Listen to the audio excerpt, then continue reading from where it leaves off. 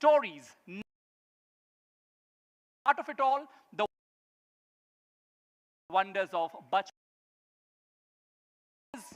play. We were all here properly, as I can. I'm Arun, very years of age.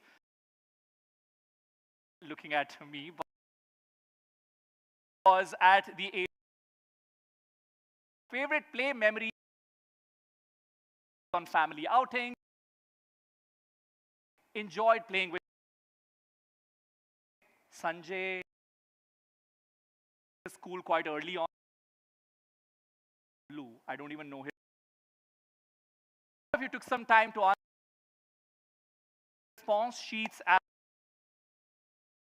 response sheets, answers the question as an age dreamer. To you also, by the way, for was what is your play? And I'm going to read. Climbing the wall to go, leaving her secret tree box that creeper. Anybody, even if you like as an 8, see, it's all about you've come here a conversation, so as an 8-year-old. Seat. Not at all. I was yes. Lovely, but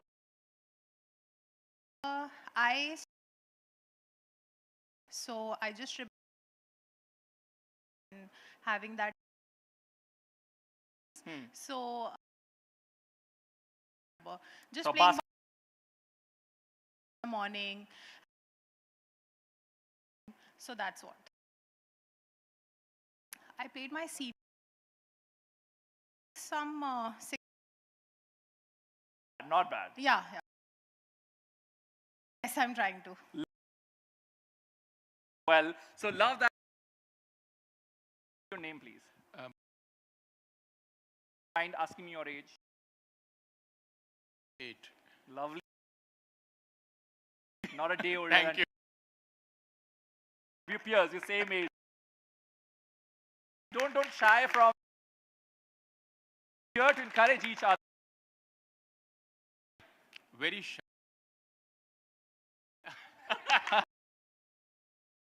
Quiet.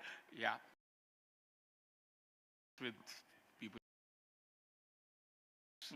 And but I won't. What is I'm going. He's keeping it. May I come to you and before that, if I. Smita, just with my friends, hiding in just. Also enjoying pollution that we used to have. Vivek. Actually, I grew play cricket all in the evening. Memory and last 6. And what about like when were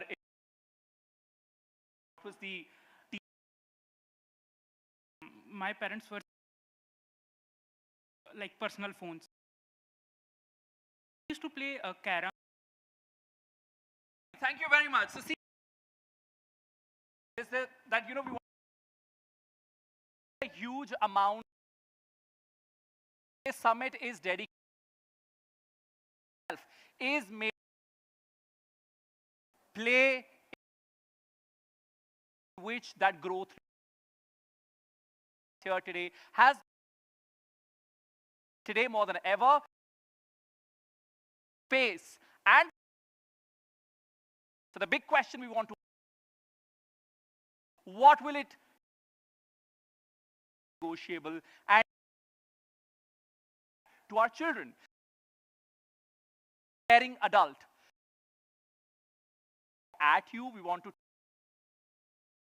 we hope you have explored, interact, ask conversations through the context for the day. This matters. Screen, Rohit.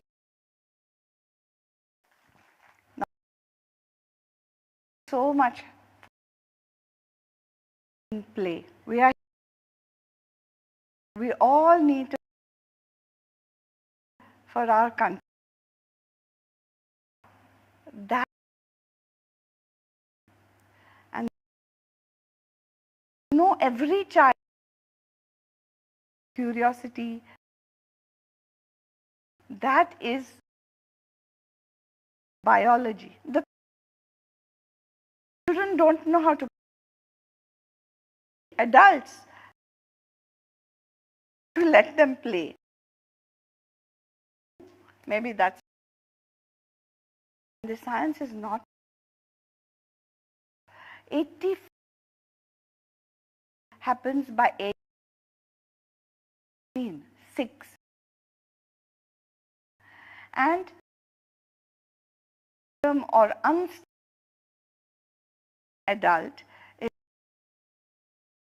the brain doing its and structure.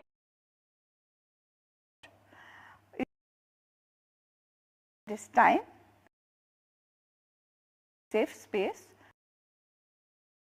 time, space, permission. The hardest one.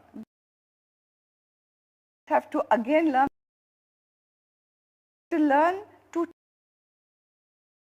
the time, mistakes. We try to perform. Adults also need to release the child. No, but there's a lot of movement. I think when childhood with themselves becomes really possible. Capable of wonder and who can truly enable a child to play. Redefine the measure our children. Looking for curiosity, social, emotional, and generally for me, this is not a sounds. Also need a government policy was actually the same thing, and we now childhood itself is and the learning to learn not be bought. And important right now, uncertainty, the future of work, important because we are raised, cannot fully or describe, believe that because it learn to talk skill which they are good, ability to from disappointment, things they were not prepared. There is more and tell you that that's a teaches children resilience. Resilience comes calmly, slowly. You can comes respond how beyond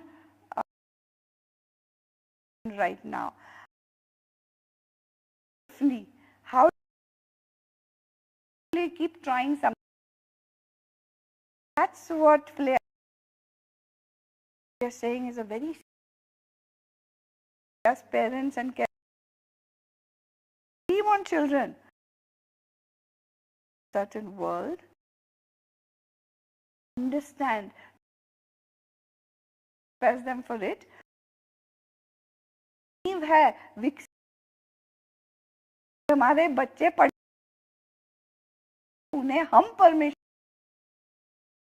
skill in India to succeed a gen grow up to be fear. India 7 quality of our people called human capital. That if we think right now plays not at all the agenda which is so important. Play might well agenda for the and so for all it's not just child, maybe our language, a child's right to that we believe in you with is the deepest form can offer. This is all our responsibility. Large responsibility. Take the whole load. Must be left to individuals. In their homes, they can public safe space to play freely. It requires good politicians, and we need this. It is so that whole move this idea in so everybody in this room a child without go can we wait and watch and it anyone's ask where not input seriously spectator so that's a new playfluencer. Can you be a trust? Can your voice, your ability to can you use for all Bachpan Manao क्या सफलता में that this is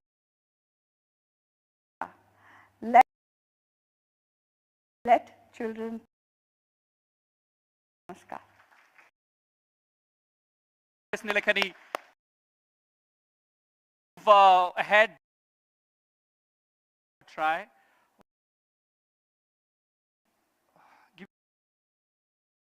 putting up a good effort for your cheers and like such a but the answers our children think out and spoke to children across the country from Bhavnagar and in Chhattisgarh into the world of incredibly funny and is voices of a manifesto every bags before what the children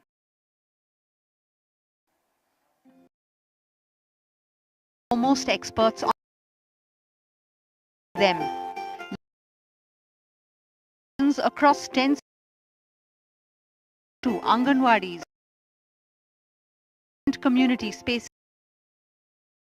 Children, one question.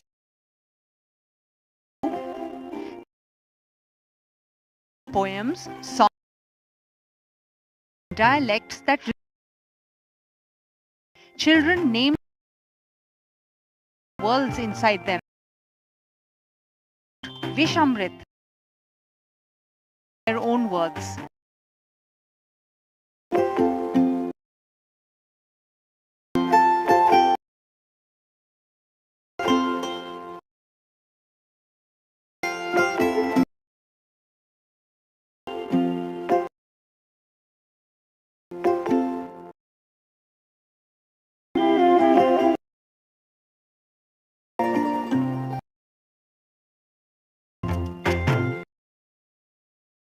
I'm sad.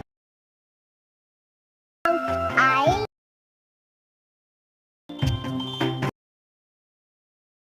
घंटे के लिए खेल बस क्या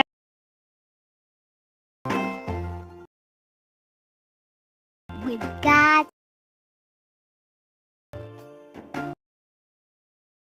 playground no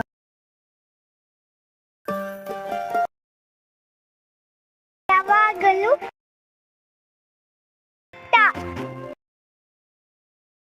want to play with in a huge if I don't feel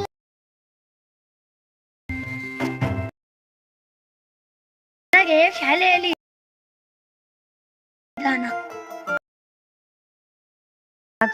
teacher எங்களுக்கு விளையாட time play can get fighter हमें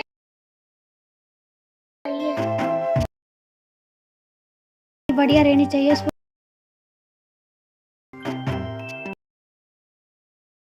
हिसाब से लगते भी होने चाहिए खेल सकें वो चीज और ये सब नहीं चाहिए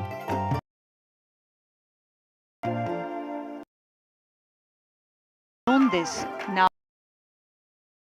Question is what we host a conversation or simply to play.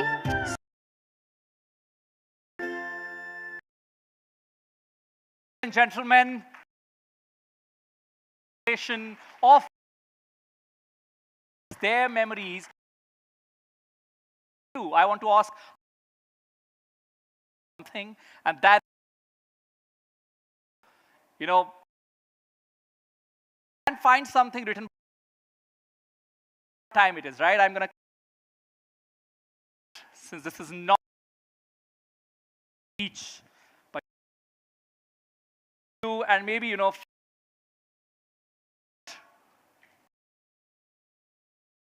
connected with. Ma'am, if I anything that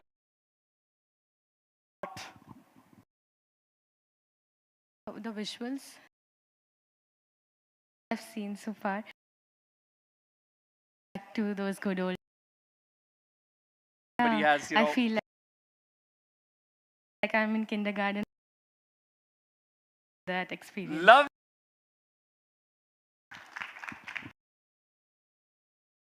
My name is Zed.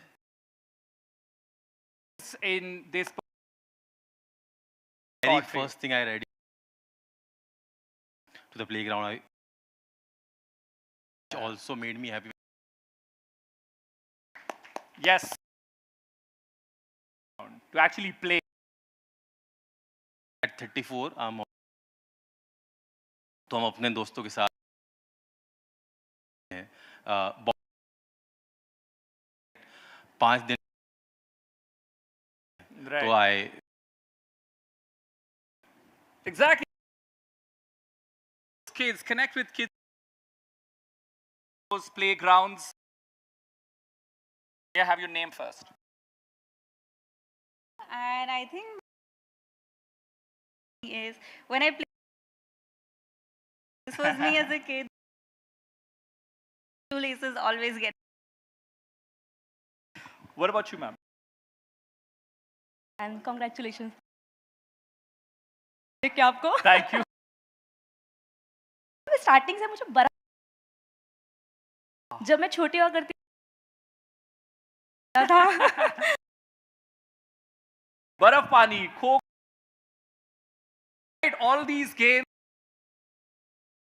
You guys too, line out. Sir, like, करें सर इस बुक होगा इनका sir क्योंकि हम right. और उन्हीं से ज़्यादा सहज बात करते हैं तो सर अगर आप आपको अच्छी तरह से जवाब दे दिया, वो बहुत जोरदार तालियां कि हम जो दे उनके साथ भी। मैम आप किस book? Yeah, hello everyone. Which really resonates. She's saying that to come back. The same happened with now. बहुत अधिक took me back to my childhood. I made children's not from different small. Really impressive. One more voice and then we'll have her thought. This playbook is really. You can raise your hand as well. Please start with your name.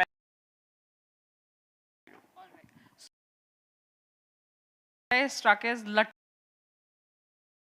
के अंदर बांध के and then so on the floor it used brother used to tease ki करके so that Try it as an adult. don't know whether it is Tools are available. Okay. It's maybe out of our for these lovely. Yes, ma'am, please. want. I think choice and ownership.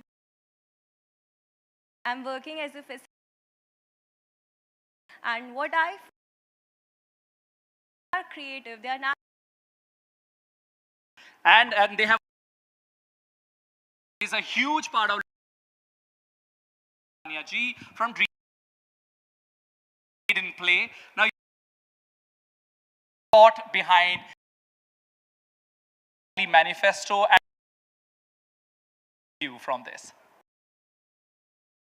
The voices of play, which is voice, right? They are agency holders. And that's exactly and did the place that I actually read is safe to be, especially when we create to bring their voices safe and having us to see really having them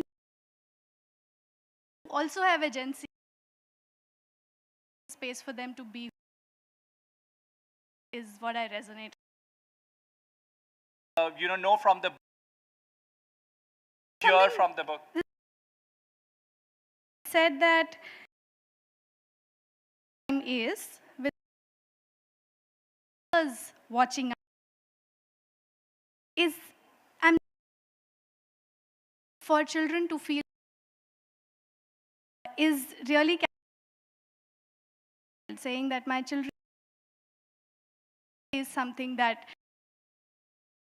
can hurt. The play itself, they my mother to see me, you know, so that's something that I feel is like an inherent need and valid desire for children also to feel Yeah, even seen I and noticed heard. that if a kid has, aced a cartwheel and then they do it right and then they look around, kisi ne dekha, and then if they know that you are looking at them, they'll do that cartwheel for like 100 more times. So that's something really cute about these kids. And it's amazing, how children can explain the secrets of human happiness in 5 words, while us adults need like a 300-page self-help book to do the same.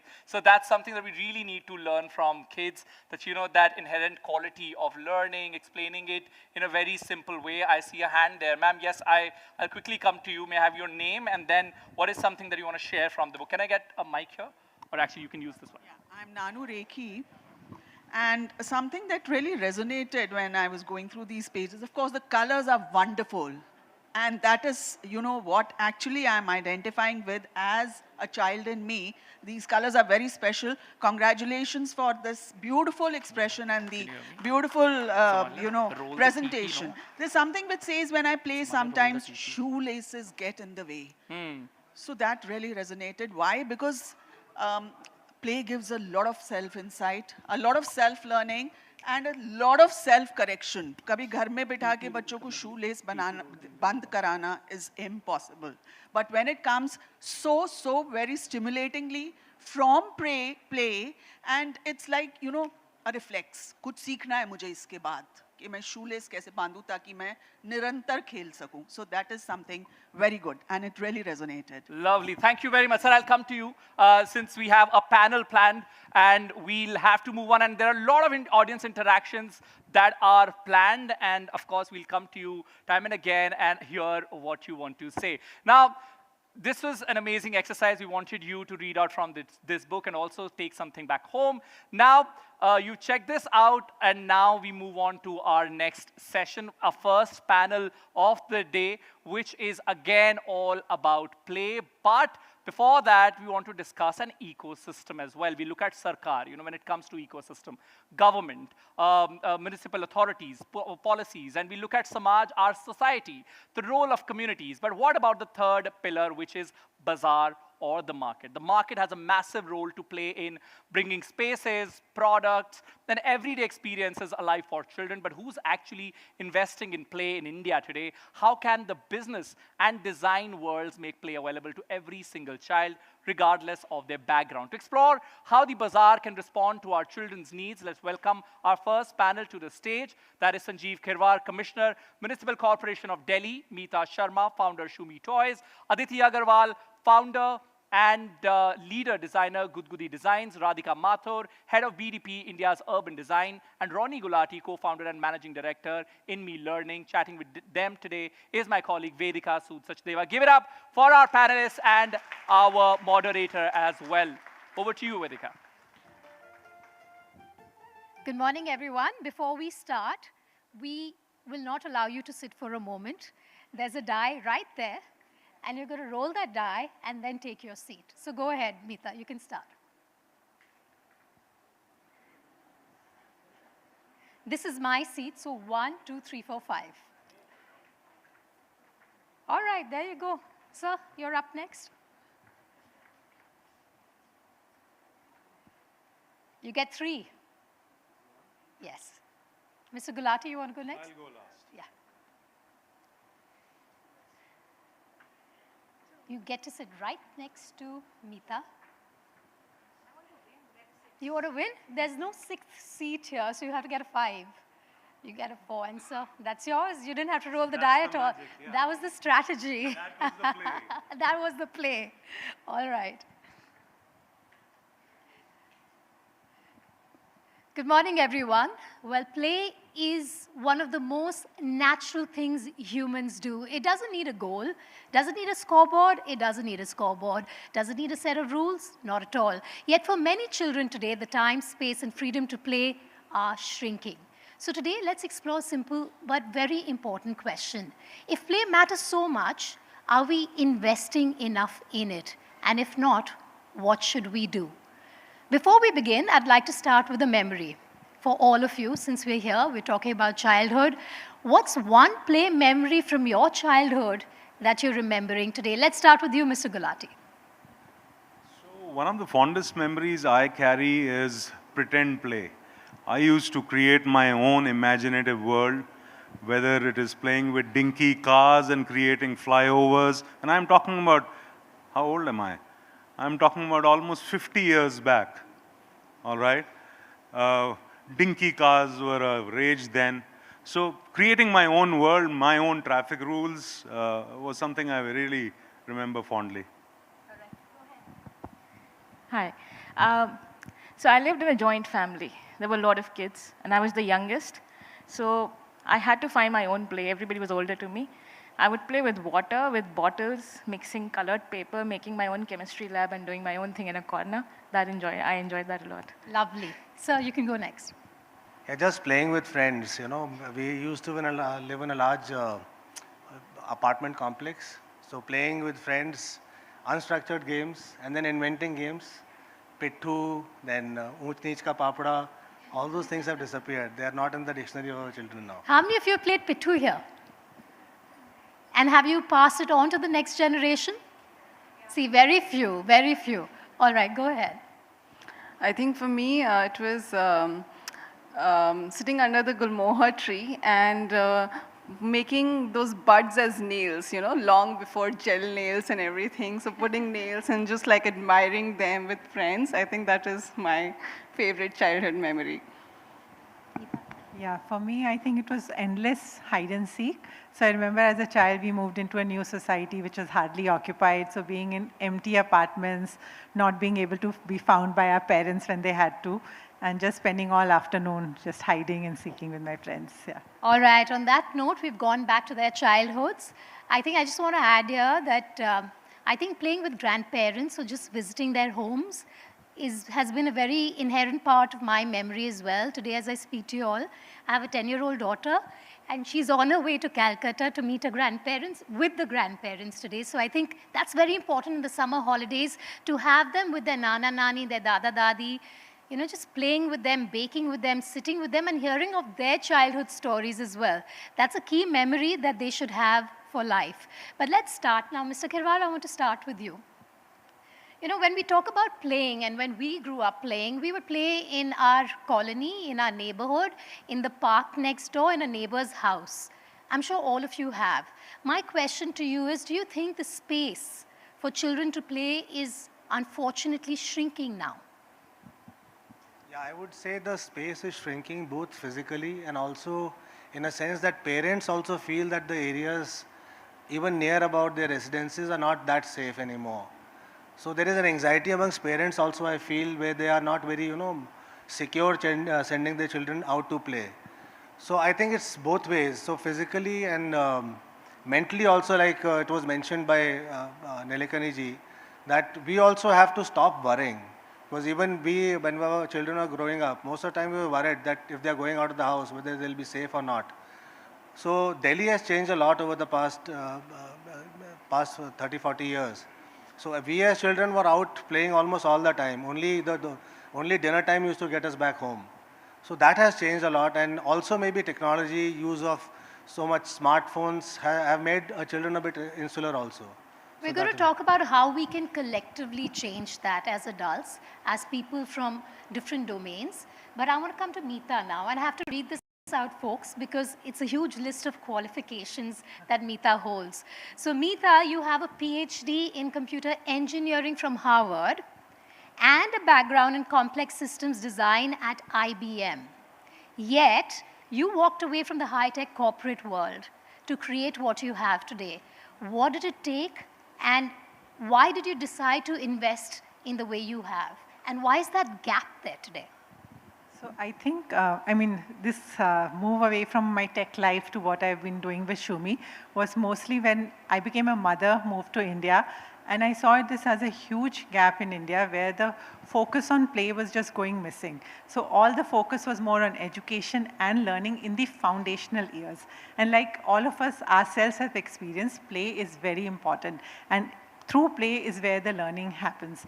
And I wanted to bring that back into our kids' life, and that I wanted to see play be the major part power of play was very important for the kids, and that is what I wanted to bring back. Would you say parenthood changes you in that way to think more about child-centric issues than you would perhaps in the corporate world? Yes, yes, it does, because you are very closely invested in your child and you want the best for them. And when you see them, you're also responsible for how you're bringing up your child and you want the best for them. And after moving to India, I saw that there was a huge gap, and I wanted to bridge this gap by making play the center of the lives for kids in the early years.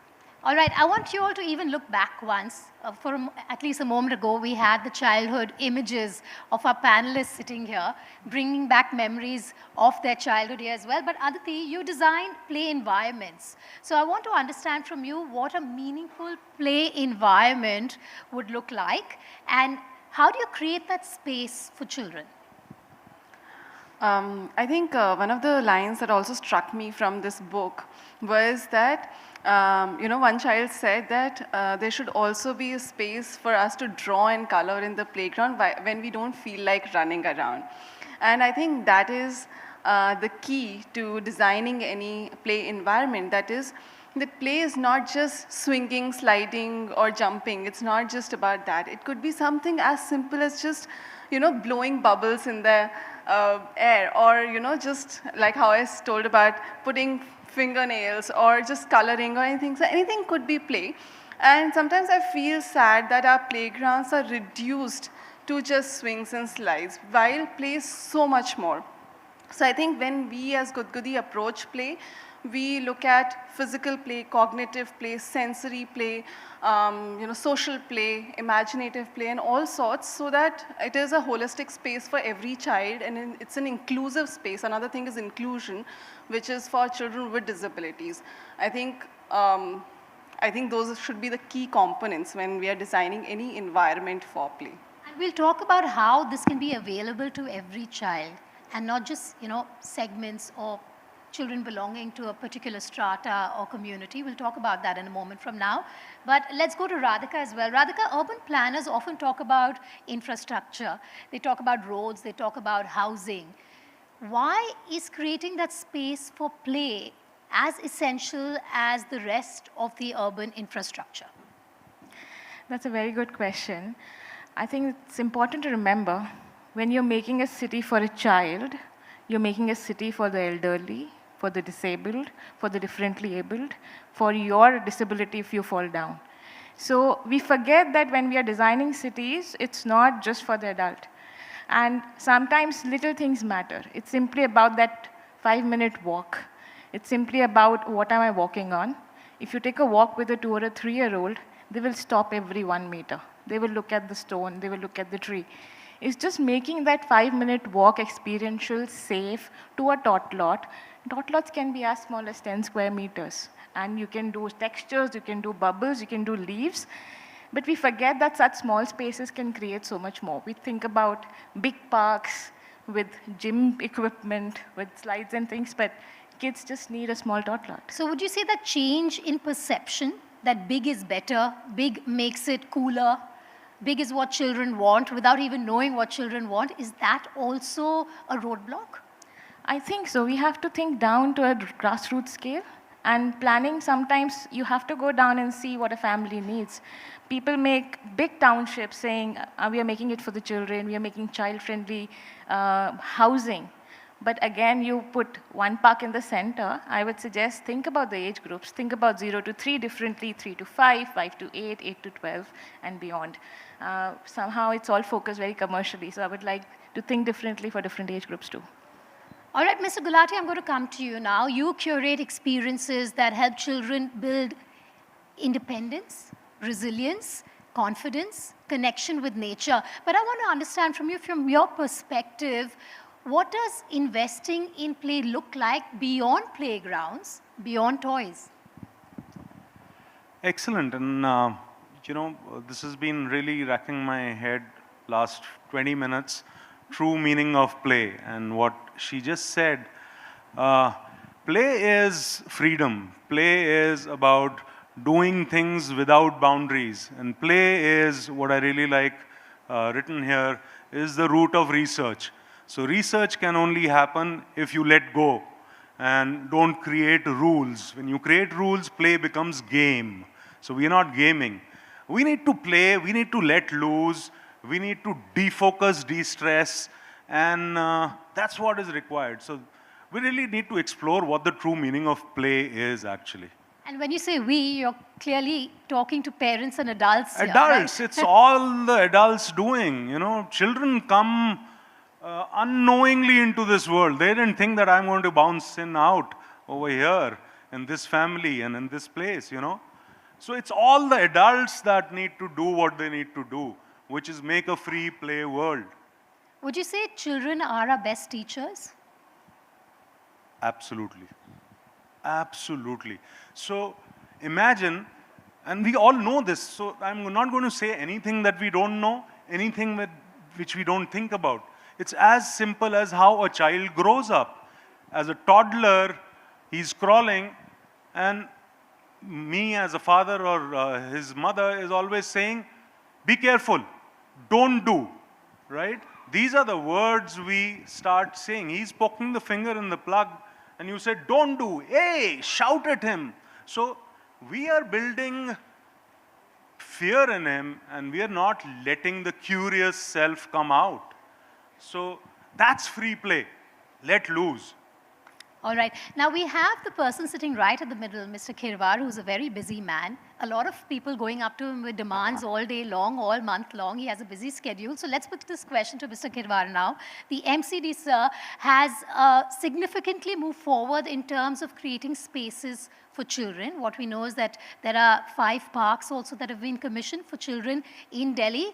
What have you learned from this initiative, sir? I want to ask you, how will you scale it up when it comes to expanding what you're just doing in other wards in the national capital?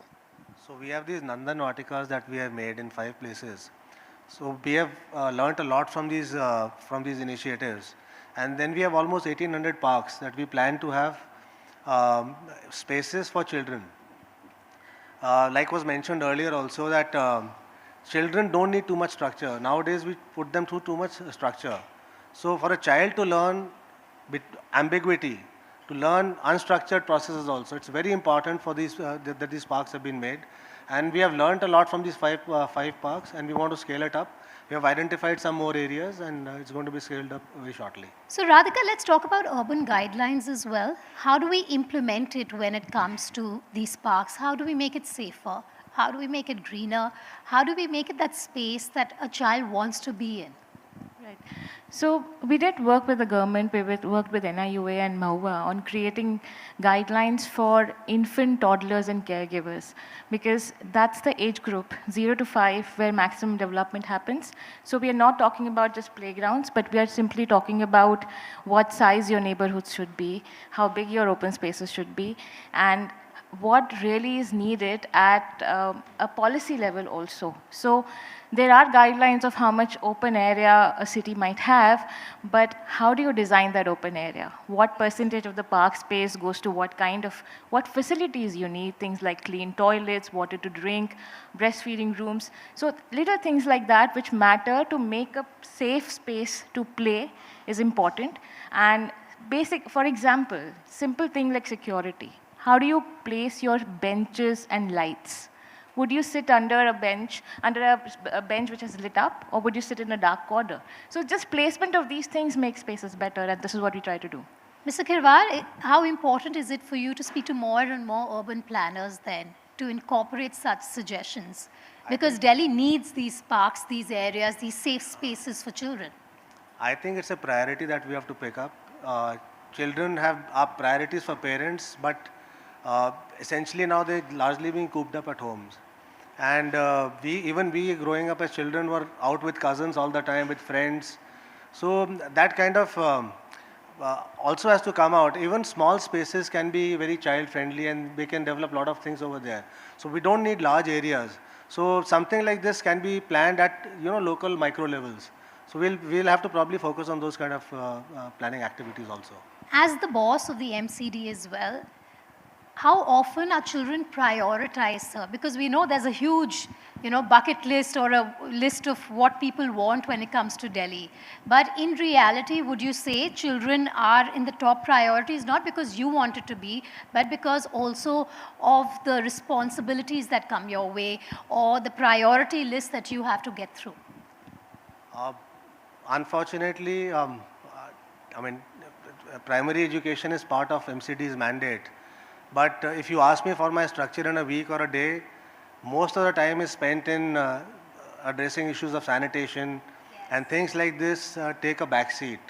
And I personally feel I should be able to devote more time, but unfortunately, I'm not able to give that much time. He deserves a round of applause here for being so honest.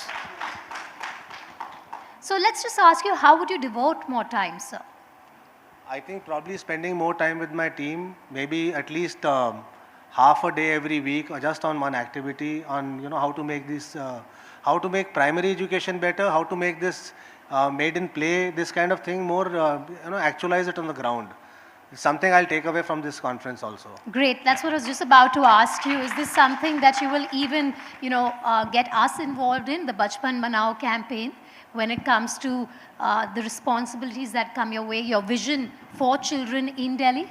Surely, surely. Lovely. Yeah. That's great. Could we just, again, give him a round of applause, because he's been so frank here about the kind of responsibilities that he has as the MCD boss. But I want to bring in Meeta again now. Meeta, you make organic, sustainable wooden toys, which is great. But how can we make high-quality, non-toxic, safe, screen-free play accessible to every Indian child? So I think that's a very good question you ask, because ideally every child deserves the best possible play.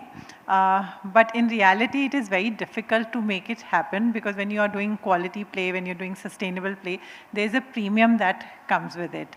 And for example, we know that a Shumi stacker, it's a wooden stacker made with non-toxic paints, very safe for a baby to take in the mouth, to play, to learn.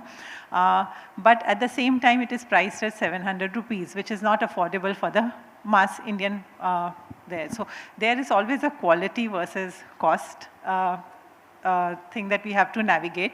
And I think here, where to make this much more there for all the masses, I think there's a lot of intervention and support that we need from the government, from the Sarkar, because I think if the Sarkar can help make the procurement easier, the whole pipeline easier for brands like us to innovate and bring it to the market in a much more easier manner, where costs, because affordability is the prime concern. Yes. So if we can make it more affordable, but maintaining the quality, but I think it needs a lot of government support. I think that's where policy is so important as well. But Aditi, bringing you back into the conversation, if we agree that play is for every child, then why are barrier-free playgrounds still so rare?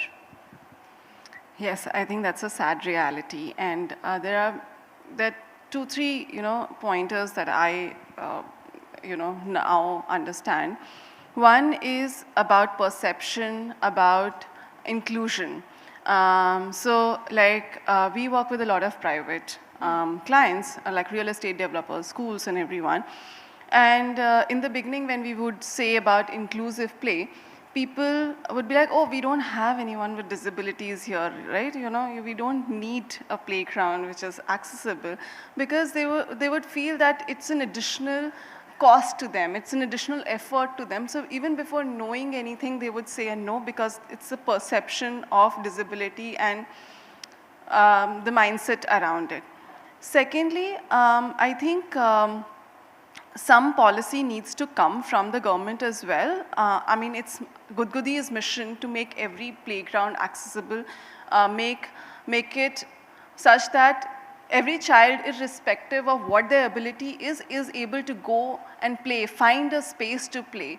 And that's my vision. And it would be great if there are policies which says, okay, in a certain set of population, you have at least one playground which is accessible. I think you need to look at the MCD boss here while you're speaking at this point, because I think notes of all yes, these things. That's great. But Aditi, just asking you, what would you expect of the MCD chief? Because you talk about inclusion, which is ever so important. We're not only talking about Delhi, we're talking about the entire country. We're talking about towns, cities, villages. So what would your request, what would your message be to him? I think it would be the same to, we have so many policies, bylaws for parks, for buildings and everything. We don't, at this point, we don't have, as India, we don't have a playground safety standard. Like in US and Europe, you have these playground safety standards which mandate that you cannot put a rusty slide at a 45-degree angle to ensure that the child is injured. So one is those kind of safety standards, and second is to also move one step forward already and say, okay, we will also do it in an inclusive manner so that children with disabilities don't have to think twice before entering a play area. Very important. So maybe, having a policy saying that, okay, if there's so much population, you should have one, or maybe at least one equipment which says, okay, you are welcome. Just saying that, putting that message across that, yes, you're welcome into this space, I think does a lot, and which we are right now not doing. All right. We're going to send you this recording, Mr. Khirwar, that you have it with you, and you can take your folks through it. But I want to go back to Mr. Gulati as well. Mr. Gulati, you worked with children aged 10, 12, 16 years old. What do you wish they had experienced through play at a much younger age? When you take them out, when they go on these excursions, what do you think perhaps is not lacking, but they could have been stronger with in terms of, adaptability or, whatever it is, that would make them stronger than they are today, perhaps? So that's a large area to cover what you asked me. But if there were two simple action steps that every parent can take till a child is about 12, is do not give them phones and screens. Right? It's dangerous. And dangerous to the effect that imagine your 10-year-old child starts smoking. Would you do something? If you would, then you do it for the phone as well. So that's point number one. The point number two, I would say, is make your children comfortable with discomfort. Yes. Right now, I think there is too safe play. And I'm not countering what you are saying. Basic safety is required. But in that safety, can I take risks? That's what is most important. So two things, don't let screens come by. It's become a new age soother, nipple देते थे जैसे बच्चों को पहले, अब phone पकड़ा देते हैं. 95% of infants have an exposure to screen. That's research. That's not my number. And you can Google search. So we are in a very dangerous space and state. We spoke about space and state and commitment. I think those are the two things I would request every adult to do and look for. Whether it's policy, government, anyone, just focus on these. How does this happen?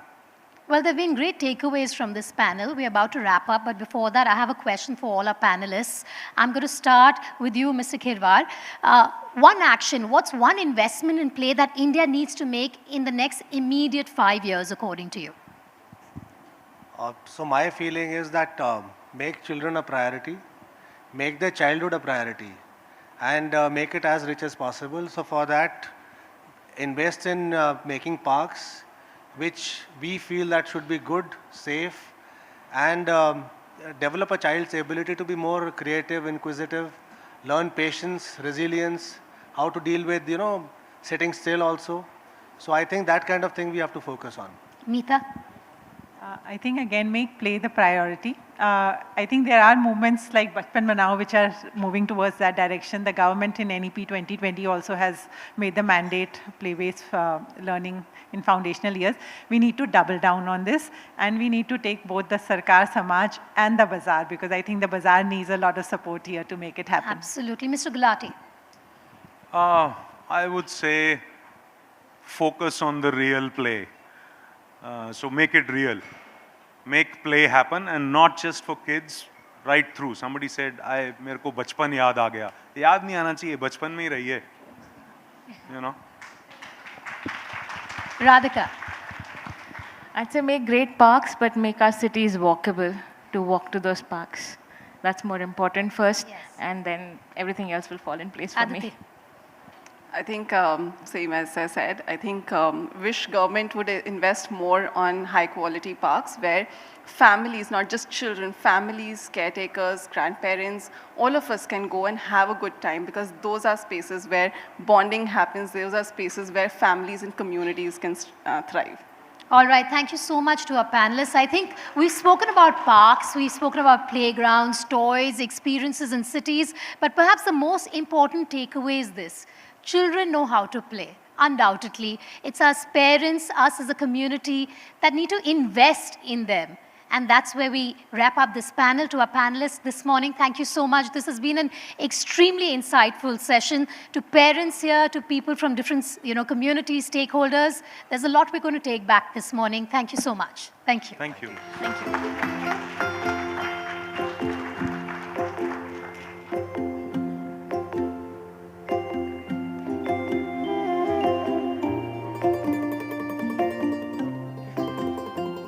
That was a lovely session. Thanks to all our panelists. The big takeaway is clear. It is important to invest time, energy, and resources in childhood and make space for play. In fact, investing in childhood is making space for play. But let's be honest, as parents, when we try to do this in the modern world, things can get a little complicated and highly ironic. To shine a light on the hilarious, chaotic reality of raising young kids today, please welcome stand-up momic and content creator, Amrita Bendre. Give it up for Amrita. A huge round of applause.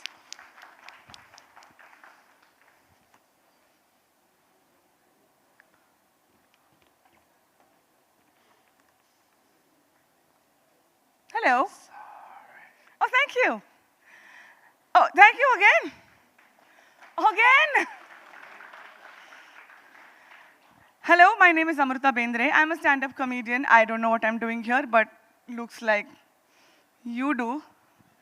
I was asked to come and speak to you guys about, let me get this right, irony of modern parenting in early years.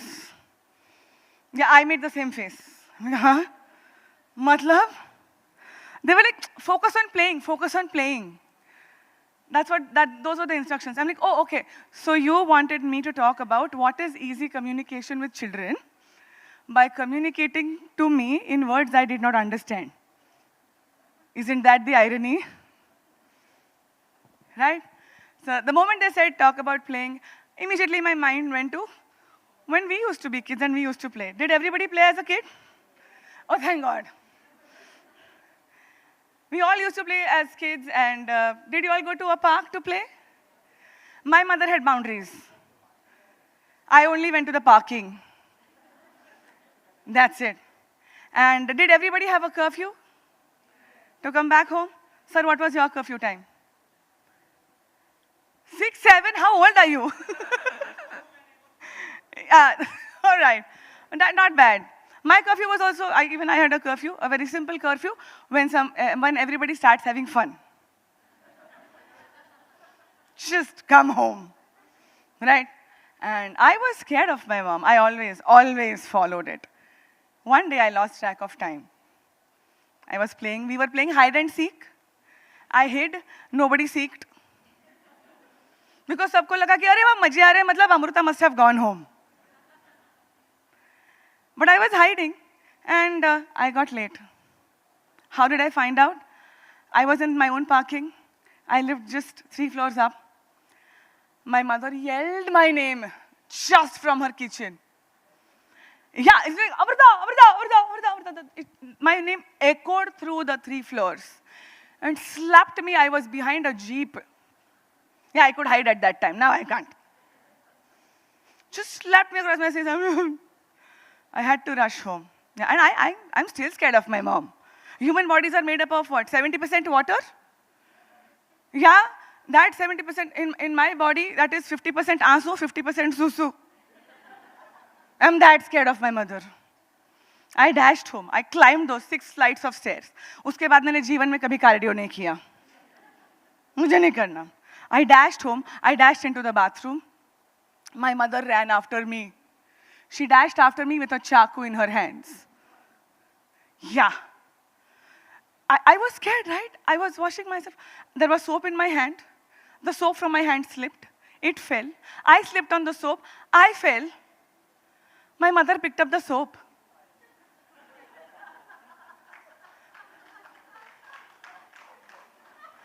My mom picked up the soap. She cut that soap into 4 pieces, kept 1 piece in the bathroom, and left with the other 3. That's when I found out that, oh my God, my mother is not strict.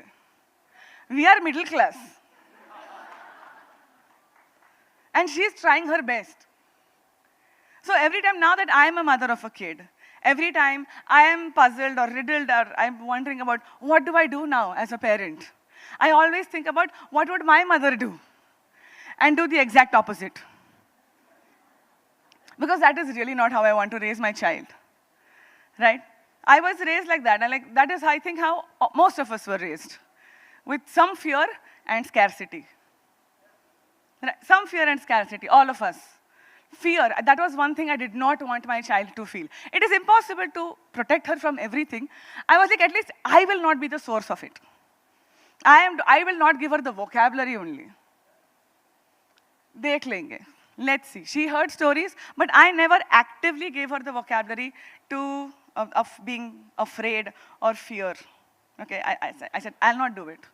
Let me figure out when she figures it out. She started going to play school. Wahan pe she heard that word many times. Being afraid, fear. She came home and asked, Mama, what is fear? What is afraid? I said, it is an emotion, beta. It is an emotion when I actively see you, when I see you feeling it. And if I think you are feeling it, I'll let you know. Because I had not seen her afraid. Because I was not the one who was going to tell her what I am afraid of. Because let her figure it out. I am not telling her, oh, don't go to the dark. Not my job. Oh my God, there is a monster there. Wo uncle tumko leke jayenge. Kai ko? And what is at the end of 1, 2, 3, even I don't know. Nobody knows. So none of that. So I said nothing. I said, we will figure it out. When I see you afraid, I'll let you know. The next 2 days, she was so aware of what she was feeling. The whole time she was aware. Is this afraid? Is this fear? The cooker ka seeti went. She was, is this afraid, Mama? I'm like, no, but it is just startled. It is just startled. She figured it out. Eventually, she figured it out. In her own way, she figured out what is she afraid of. My job is to not impose my fears on her. Let her figure it out. So I'm like, good job. Fear out of the way. The next thing I wanted to deal with was scarcity. Scarcity was one thing that, and again, at that time, we are all middle class. We don't have all the toys under the roof of Hamleys. है ना? सारे toys तो नहीं थे हमारे पास. हमारे पास तो बिल्कुल ही नहीं थे. Even I did not buy so many for my daughter. I tried to buy one of each kind. One of each kind. She had enough toys. And malls are inevitable in our lives. So we used to go to malls. She used to see a Hamley. I mean, I was like, museum.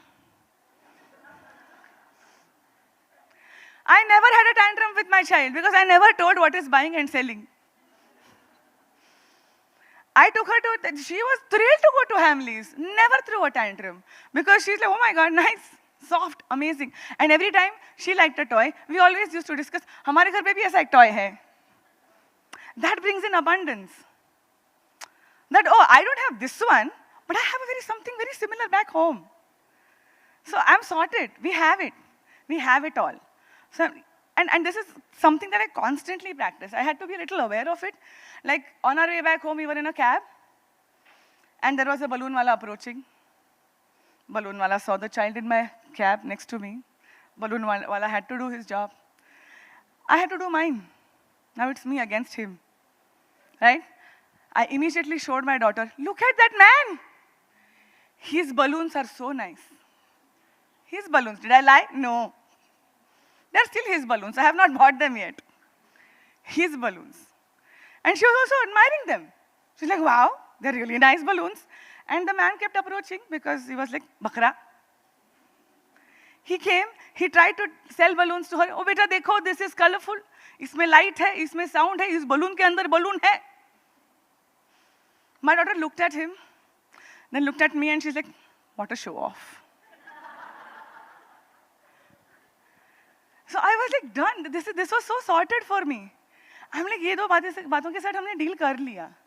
And I like it that all of you are here in so much, I mean, in these kind of numbers, we are having this kind of a conversation. Parenting is changing. Some parents are really becoming great playmates of their children. I love that for us.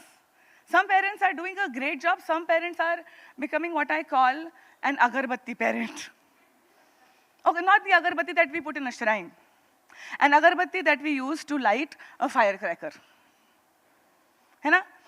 What happens when you are using an agarbatti to light a firecracker? You take that agarbatti, you go to a firecracker, very scared. You light it. You don't know if it is lit or not, but you're already scared. So you light it, and you run away from it. And you wait and wait and scared. Is it going to blow? 5 shots, 6 shots, 21 shots, pata nahi kya aayega. You're just there trying to see what is happening. Right? This is what some parents are doing, I see. They just give a toy to the child and then go sit on a sofa. And I'm like, हाँ अभी खेलेगा देखेंगे हम. Nothing. Thank you. Child is not going to play with the child. Don't just give toys. Yes, the child will understand. You have everything. But where is the playmate? Go play with your child. Be a full jhadi. Be that full jhadi. Go with your own spark. Light it. Make sure it is lit. And enjoy the fireworks. Do that. And because then that will bring your child into that space of let's do things together. And when I say play, play. Don't make it a game. Because play is collaborative and a game is competitive.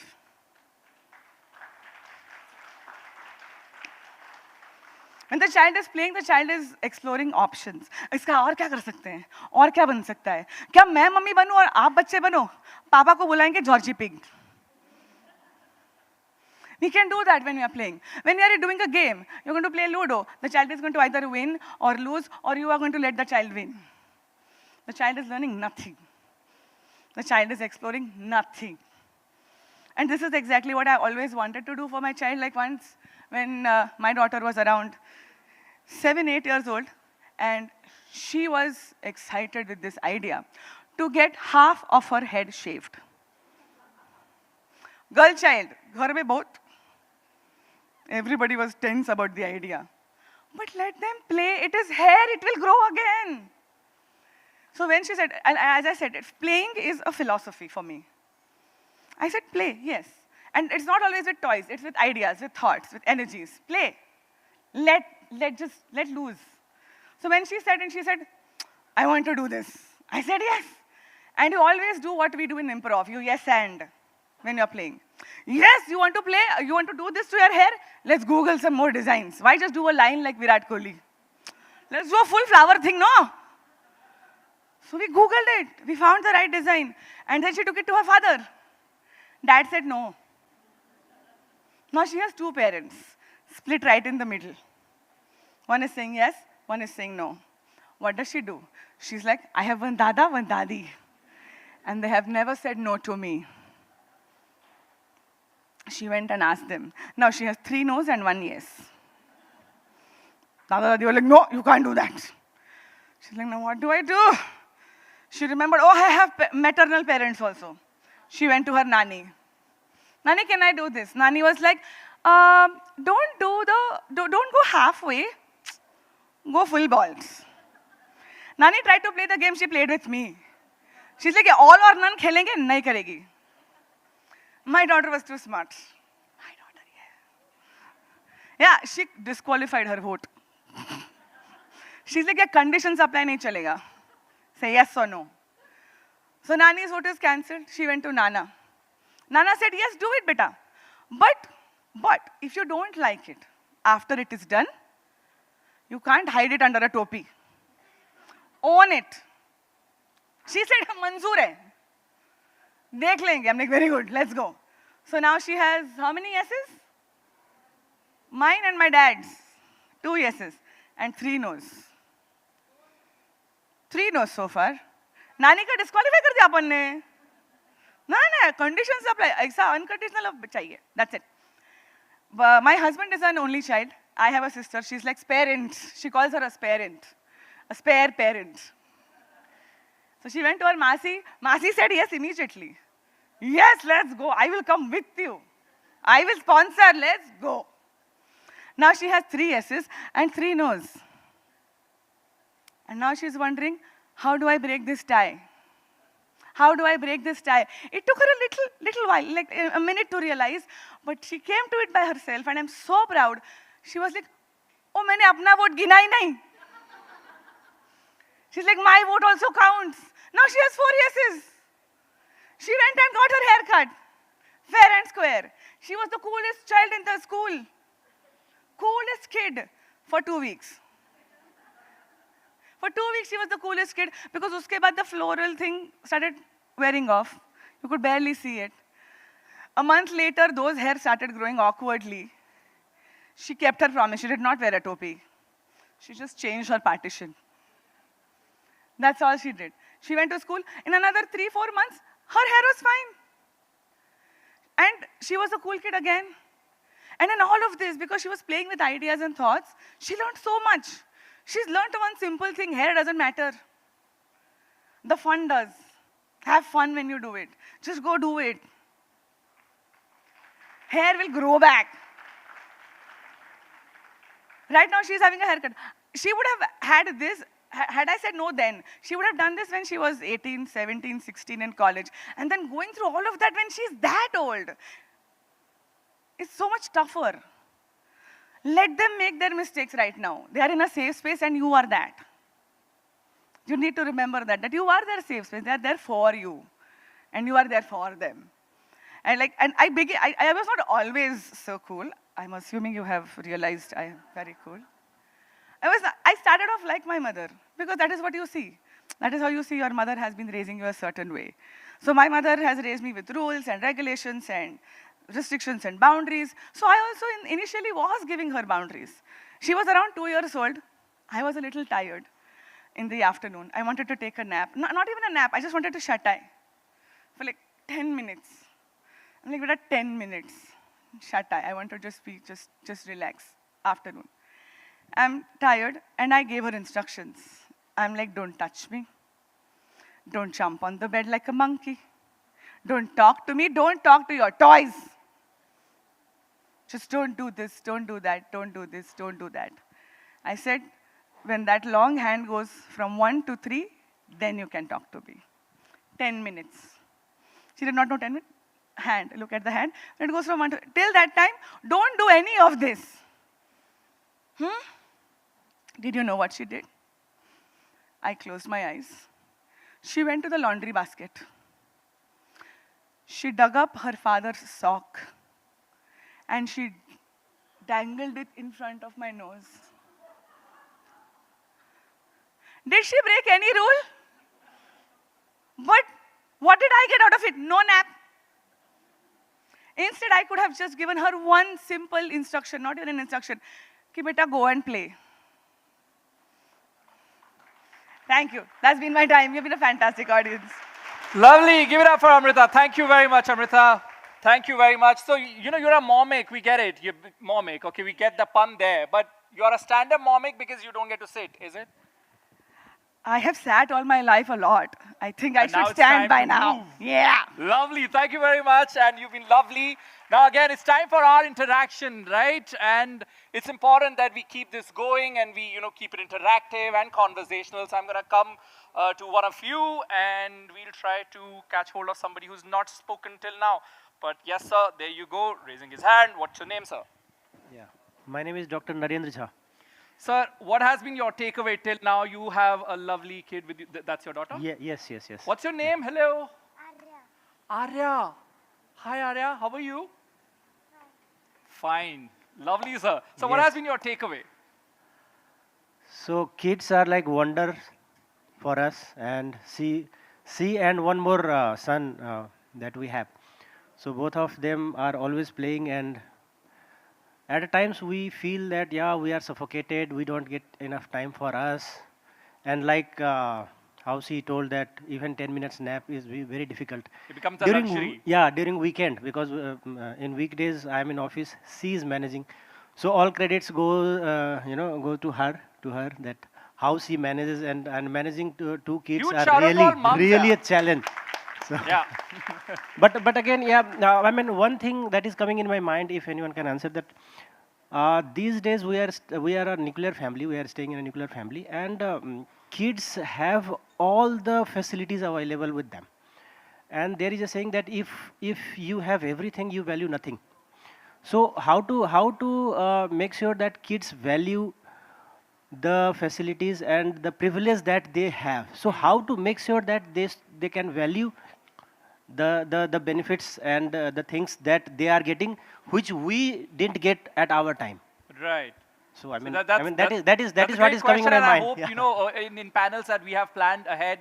Hope you get the answer to your question. And love Arya's attention span. I would do anything to trade it with her because she doesn't care. She's playing with her clay and she doesn't care came. about what we're talking Yeah, about. she came and she played that gamble, that thing, that hula hoop. She Arya, did it really what well. are you making here? Can you give the mic to her? Yes. What are you making? No, tell me, which animal is this? Which animal? Which animal is this? Yeah, I think we shouldn't disturb her because she's doing a very important job, and that is play. And we shouldn't be disturbing her at all at any cost. But now, moving forward, you know, we want to look at play from three distinct angles that govern a child's life. The artistic side of imagination, the emotional core of relationships, and the hard clinical science of brain development. Is this an actual science to rolling around in the mud? To guide us through the art, the heart, and the science of play, I'd like to invite our next set of panelists to the stage, and I want you to give a huge round of applause to them as they walk into the stage. Dr. Sameer Dalwai, developmental pediatrician; Dr. Swati Popat-Vats, President, Podar Education Network; Paro Anand, author and grandmother; and Natasha Bhadwar, author, journalist, and parent; and of course, my colleague Ambika Singh Kama. Give it up for all of them, our panelists and our moderator. Over to you, Ambika.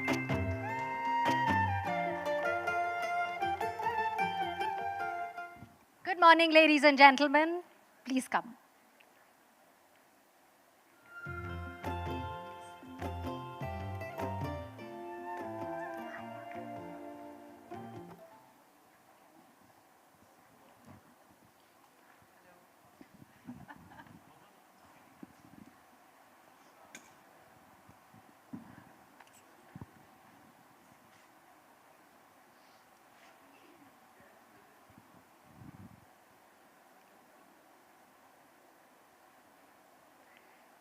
So play is just not fun. It's the art, the heart, and the science of how children grow. Now, from the gurgle of an infant to the imagination of a superhero, play is the invisible architecture of childhood. Now, let's explore how play builds brains, bonds hearts, and shapes our society. Joining me today, let me quickly introduce you. I have with me Dr. Sameer Dalwai, development pediatrician. We also have with us Dr. Swati Popat-Vats. She's the president of Early Childhood Association and also of the Podar Education Network. I have with me Ms. Paro Anand. She's an author as well, and of course a grandmother, which Arun introduced. And joining us is also Natasha Bhadwar, author, filmmaker, and of course a mom of 3 children. Pleasure to have you all with us. I think, Dr. Sameer, to set the context, you know, my first question to you here, and for all of us to understand, we really know the science of play. We know how important play is for the development of a child. Now, every time an infant,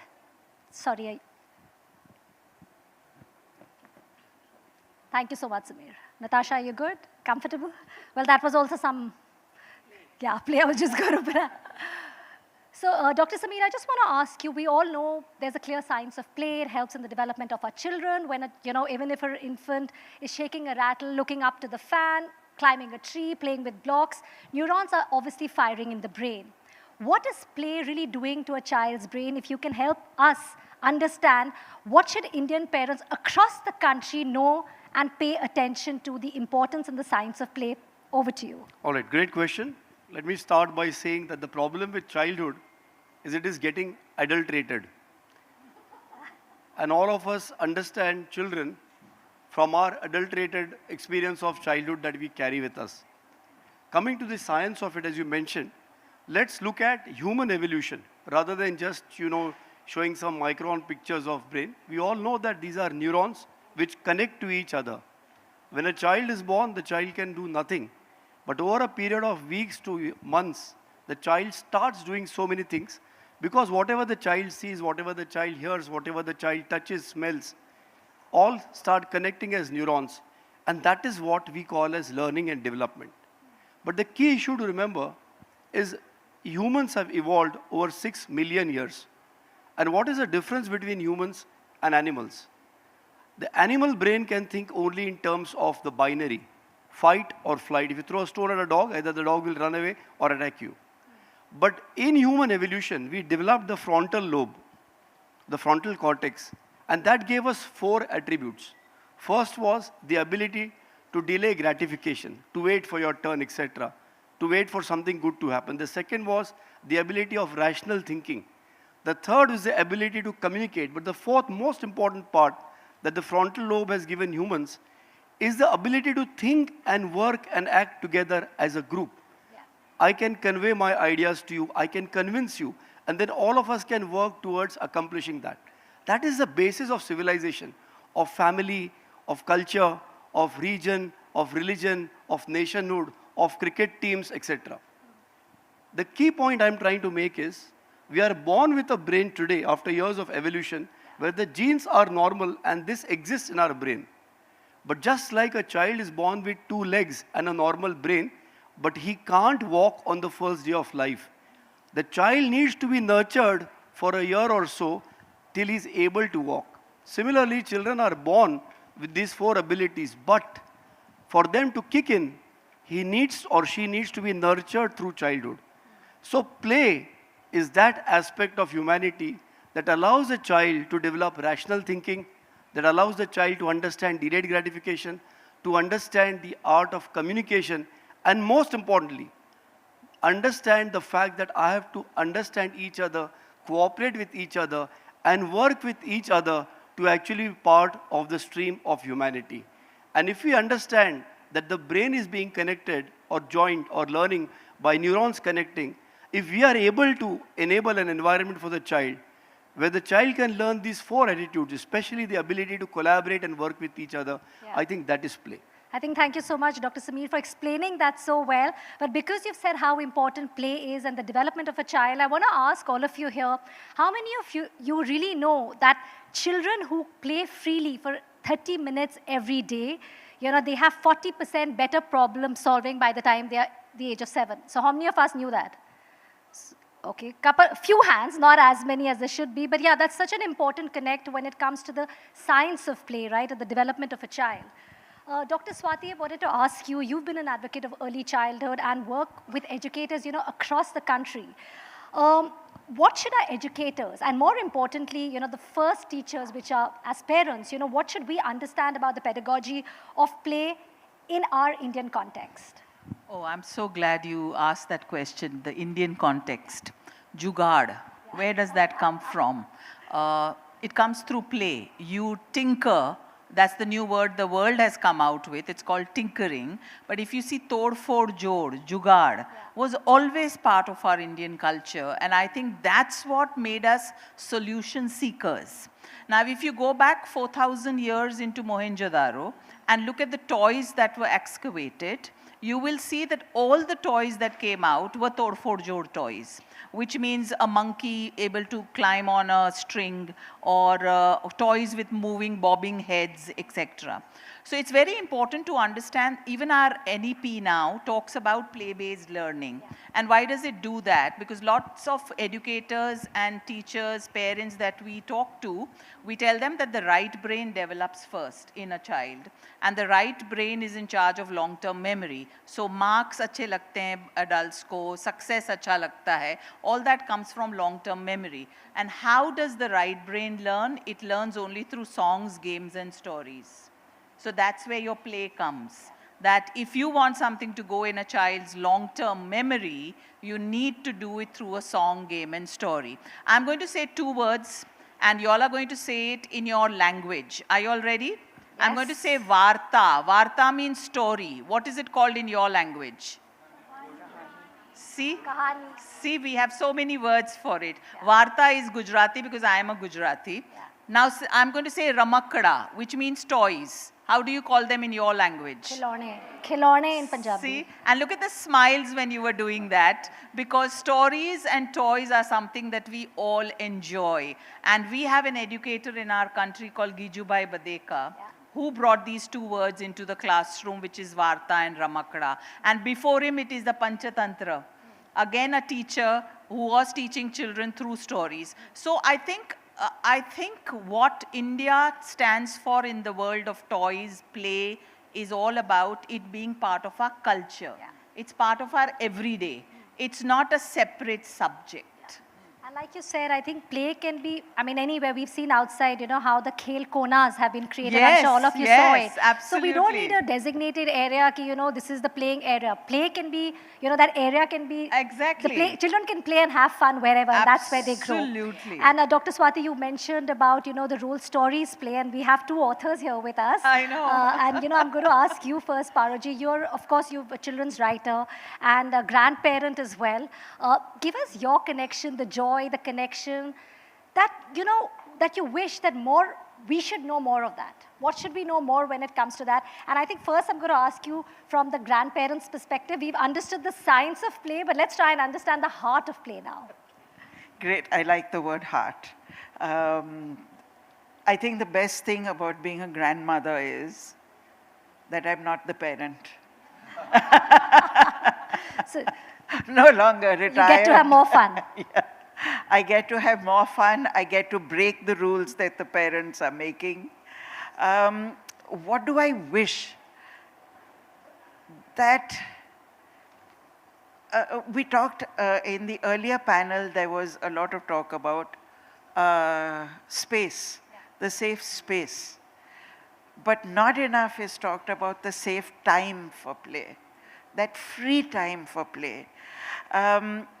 When I was teaching in a school and I was getting children in groups to write a story, which would then go into, to write books, which would go into MCD schools.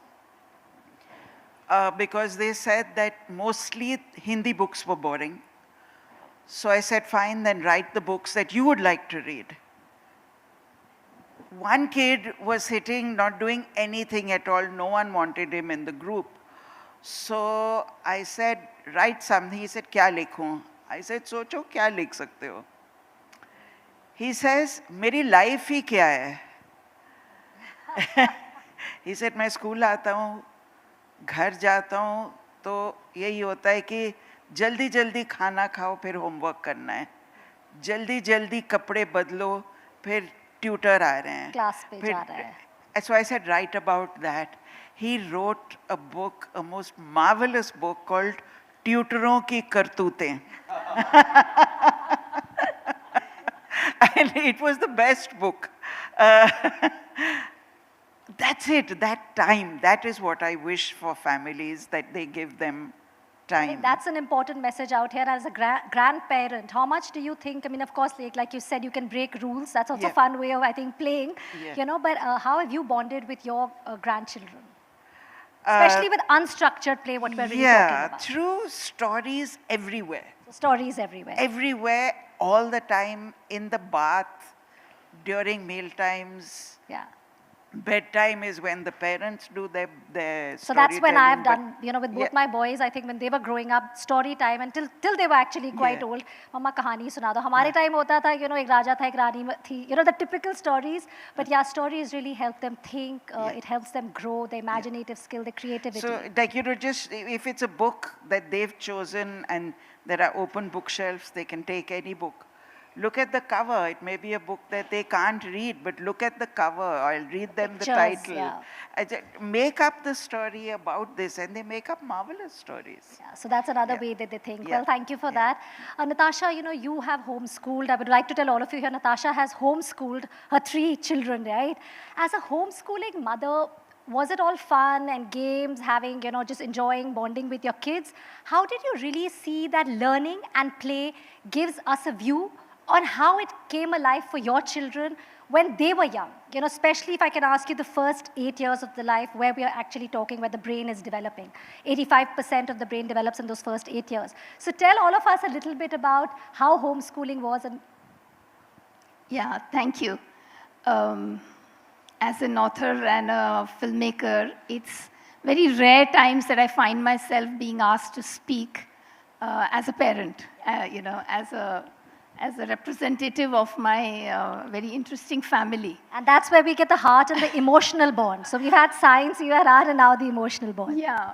So what we have done in our family is not homeschooling, it's what is called unschooling. Okay, so that's another new term. Yeah. So my children went to school in the same way that all of our kids go to school, and in the very informed and evolved way in which our generation said, my child will never go to the kind of school that I went to. We would find all these new age schools, alternate schools, schools with smaller classrooms. So we used schools in the beginning. We constantly negotiated with the school. If the child came back and they had some feedback, the school was willing to listen, we would share with them. But eventually, by the time they were kind of finishing primary school, we began to feel that there is something very rigid about the big school structure that cannot, even with all its good intentions, is not really able to create the space for children to become the most creative versions of themselves. And when we reached a place where there was too much dissonance, where they would come back and say, well, this is what we learned, and I'd say, well, this is not what we want you to. It's not really like this, and there's some nuance, but. So you unschooled that. So we were constantly kind of saying, yes, I know this happened in school, but this is not the right thing to happen. And it became so much that we began to feel that maybe there is an alternative. Maybe there is a different way to raise ourselves as a family. And that's when we connected to the unschooling community in India that meets twice a year in different venues. There are about 1,000, 2,000 families get together. They stay connected throughout the year.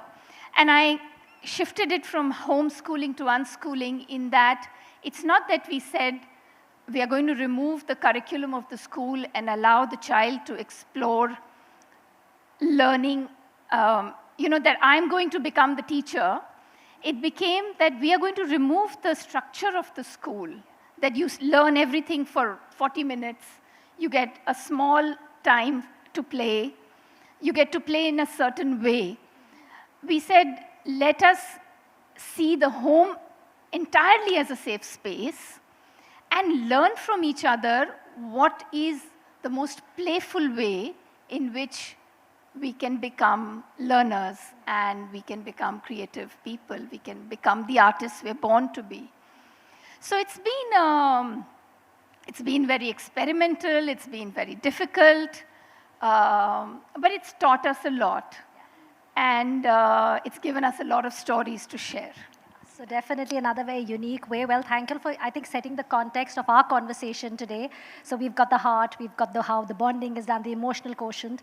Dr. Swati, but I think it's very important for all of us to really understand what really is the difference between structured play and unstructured play, and why is unstructured important? Because very often we go out and we say, our child is playing, or he has a football class, like you said, or has got a cricket class, going for music, piano. So really, if you can tell us, why is unstructured play important?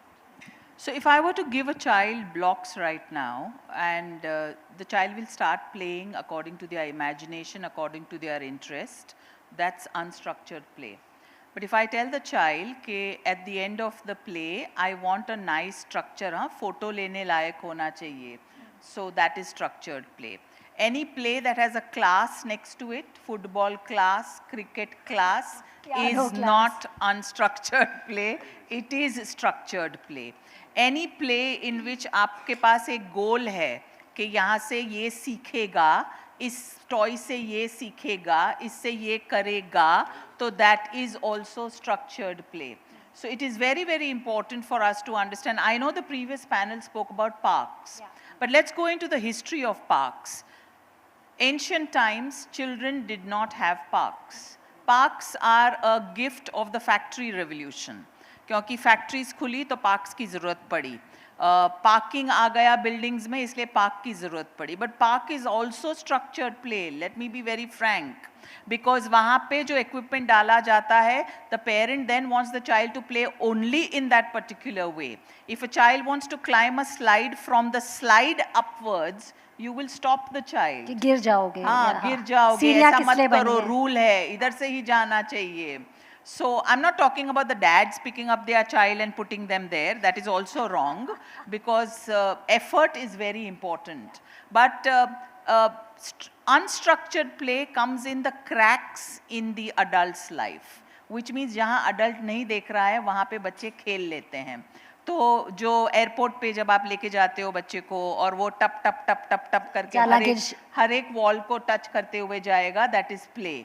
So anything with which the adult does not look for a goal, a success, something to click a photograph or something for the child to learn. Like just when I was coming to Delhi, a child was squealed with delight and rushed to that window of the airport and said, "Mama, plane." Okay, and that was play. And then the child started swaying like this, जितना भी plane move होता था. And the mother said, "Okay, अभी बताओ मुझे plane के ऊपर logo क्या है?"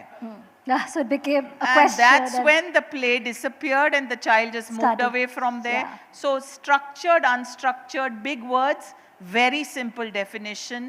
A play in which the child takes the lead is unstructured play. Yeah. A play in which the adult takes the lead is structured So play. like for example, climbing a tree, how many of us have actually scraped our knees while we were growing up and we thought it's a badge of honor? Kyo? I think I recently scraped it. So you're still climbing? Are you still climbing trees? I still don't know my size. I recently climbed and I scraped my knees. Okay, but before I come on, sorry, Dr. Sumit, you want to add something quickly? I'd just like to come back to what both the speakers said. Dr. Swati mentioned very nicely that when the child is dancing, singing, or music is playing, the child learns faster. Yeah. That's because singing, dancing, and music are three things that make you happy. And when you are exposed to some stimulus in a happy environment, you tend to absorb it faster. I also loved what she said about unschooling. So going back to what we said earlier, all those 4 attributes of the frontal cortex were achieved over 6 million years because children, for the largest part, have lived in communes. Yeah. In groups of झुंड कहते थे उसको, 100-150 लोगों के झुंड में. And biological parents कोई भी हो, वो पूरे झुंड में कोई चाचा है, कोई मासी है, कोई बुआ है, कोई मामी है. और ये जो 4 एट्रीब्यूट्स हम सीखते हैं, rational thinking, delayed gratification, working as a group, communication, वो हम किताबों से नहीं सीखते, वो कॉलेज से नहीं सीखते, वो चाची, मासी, बुआ, मामी से सीखते हैं. क्योंकि इंसानों से हम विविधता सीखते हैं. Schools, as much as I love them, unfortunately, all academics is binary. 1 + 1 is, बताइए? 2. अगर आपने 3 बोला तो you are wrong. So either you are right or wrong. If you answer 50% right questions, you have passed or you fail. If you have passed, you are promoted or you are demoted. Yeah. So the problem with academics is like Dr. Swati said, it's the factorization of it. It makes it into a factory. And that's why it becomes unstructured. So the brain, even if it learns only binary. ये करना है या ये करना है. And somebody talked about resilience in the morning. Resilience is when you cannot think beyond the binary. And resilience you learn from that Masi's house. You go there, she makes great pulao. You want to eat that pulao, but she'll start. क्या है तू आता नहीं घर पे, मुझे phone नहीं करता है, मिलता नहीं. हाँ Masi, yes. You're waiting for the pulao. Yeah. That is resilience. I think, yeah, very well put. But Natasha, I'm going to quickly ask you, I think that does, for explaining it so well. But Natasha, what is your role as a parent? आज हम parenting style की बात करते हैं. Your participation as a parent in play, with your daughters while they were growing has helped you deepen your bond with your children. Yeah. So I have to admit that for all the exciting things I've done in my life, as a career woman, the most transformative experience has been spending time with the children. It kind of removed all my masks. It put me in touch with the core of me. I have spent endless afternoons being bored to death because I've been stuck with the children and have had to innovate like them. How do we get through this afternoon? So I have photos of them from their childhood summer vacations where we've got large tubs of water inside the house and their mangoes and the children are sitting in them. and I'm taking a minute off to take a photo. So constantly innovating and learning from them, with them, what is it that gives us joy? Which is not going to the supermarket or the mall or necessarily the park, but things that we can invent ourselves at home. I think what you rightly said really hits the spot, is learning from them. How often do we think that we are learning from our children? So I think that's again been a very key takeaway. But quickly, I'm going to ask you one quick round of question. Paroji, as a society, when we look at it as a whole, Natasha spoke about the joy when we're actually learning from one another. Why, as a society, must we prioritize whether it's joy, empathy, and early childhood development? Why is that important? And what would you say to all the parents and the grandparents here today in this room? Joy, I think, is the key word here. And a lot of places, because I work a lot in villages as well, this term, that children are fool jaise bacche, they are not fool jaise bacche, they are neither flowers nor fools. Because flowers are too delicate. And I think for me, the joy, if I can just put it very crisply, do you prepare the path for the child to walk on, the road for the child to walk on, or do you prepare the child for the road that she is going to walk on? So path for the child or child for the path? And obviously the answer is you have to prepare the child for the path. Because the path can change, because path the can path be can anything, keep changing and you may not be there. Yeah, I think another valid point. I think that, again, as a society, that word, we need to prepare. Resilience. And children are born resilient, I think, in my experience. I've worked with over 3 lakh children. I've worked with children in Kashmir who didn't know what a story was. When I told them a story and they said, "Kya ye hakikat hai?" And I said, "Aapko kya lagta hai, hakikat hai ki nahi hai?" So I said, well, it was the story about a bear who climbs on the moon, so hakikat nahi ho sakti. And they were like, "Ah!" So what happened? They said, "Agar sach nahi hai, phir jhoot hai. Aur jhoot buri bala hai." They didn't know what a story was. So how to give them back, not only story, but give them back that childhood. Yes. That's, I think, again, a very valid point. We're running short of time. So I think, what we've really put across here, I mean, of course, we wanted to talk about pretend play. In fact, last question for the audience, how many of you have played Ghar Ghar, Doctor Doctor, pretend play? So kya aajkal ke bacche, do we see kids? Yes. Do they play? Yeah, I would say in some places, but wherever the terror of toys has taken over, especially commercialized toys, that's where children's imaginations have left the house. So that's another. So that is where. And it's very important that if we are talking about policies, we also came out with a play policy and we told doctors like him, pediatricians, prescribe play. आप जब prescription लिखते हो ना, उसमें लिखो कि खेलना है और बाहर खेलना है. So actually a prescription. When that will happen, parents will take it seriously. So when you realize the importance of play and the actual development of a child. Well, on that note, thank you so much for joining us today, Dr. Sameer, Dr. Swati, Parva, Natasha. It's really been a pleasure to have you with us today at the Play Summit. Thank you so much. Thank you very much. Thank you so much, Ambika. Thanks. Lovely. Give it up for our moderator and our panelists. And as we move forward, we'll also again, do that little interactive session and have your thoughts as well. We have Farah from Troy Blocks as well. Very warm welcome to our summit.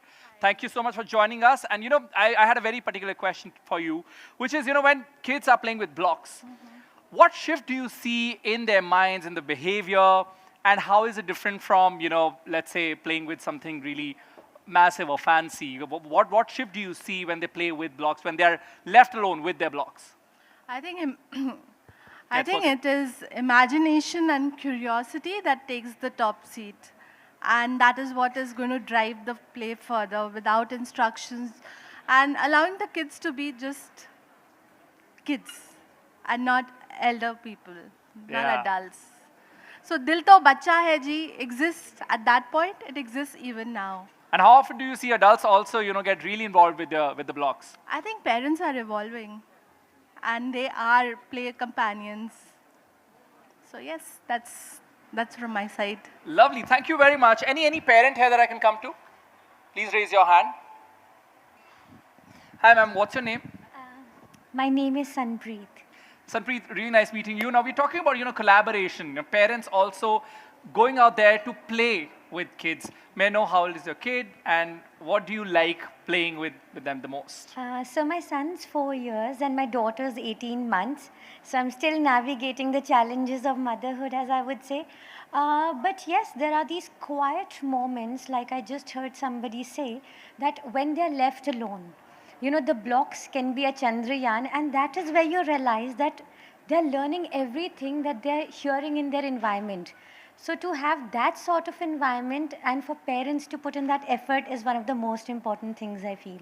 Right. Effort is I think, is a key word here for me. And it's really important to put in that effort and then make play come alive for our kids as well. Now, of course, our session, reminded us that play isn't a break from learning. It is the learning.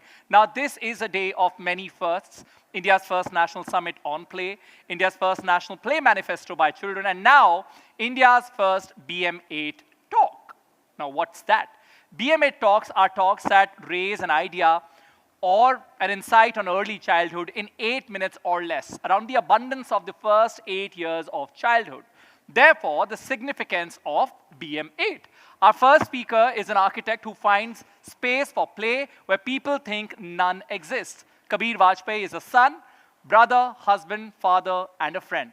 A practicing architect and a social entrepreneur, he works towards developing responsible social infrastructure. He stands for non-violence, peace, empathy, integrity, equity, and dignity for himself and all. Please welcome Kabir Vajpayee for his talk, The Invisible Playground, How Do We Make Space for Play? Give it up.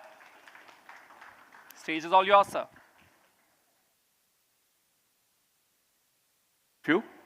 I'm going to share with you something that when I reflected upon from my childhood and how it is contributing today. So, can I have my slides on?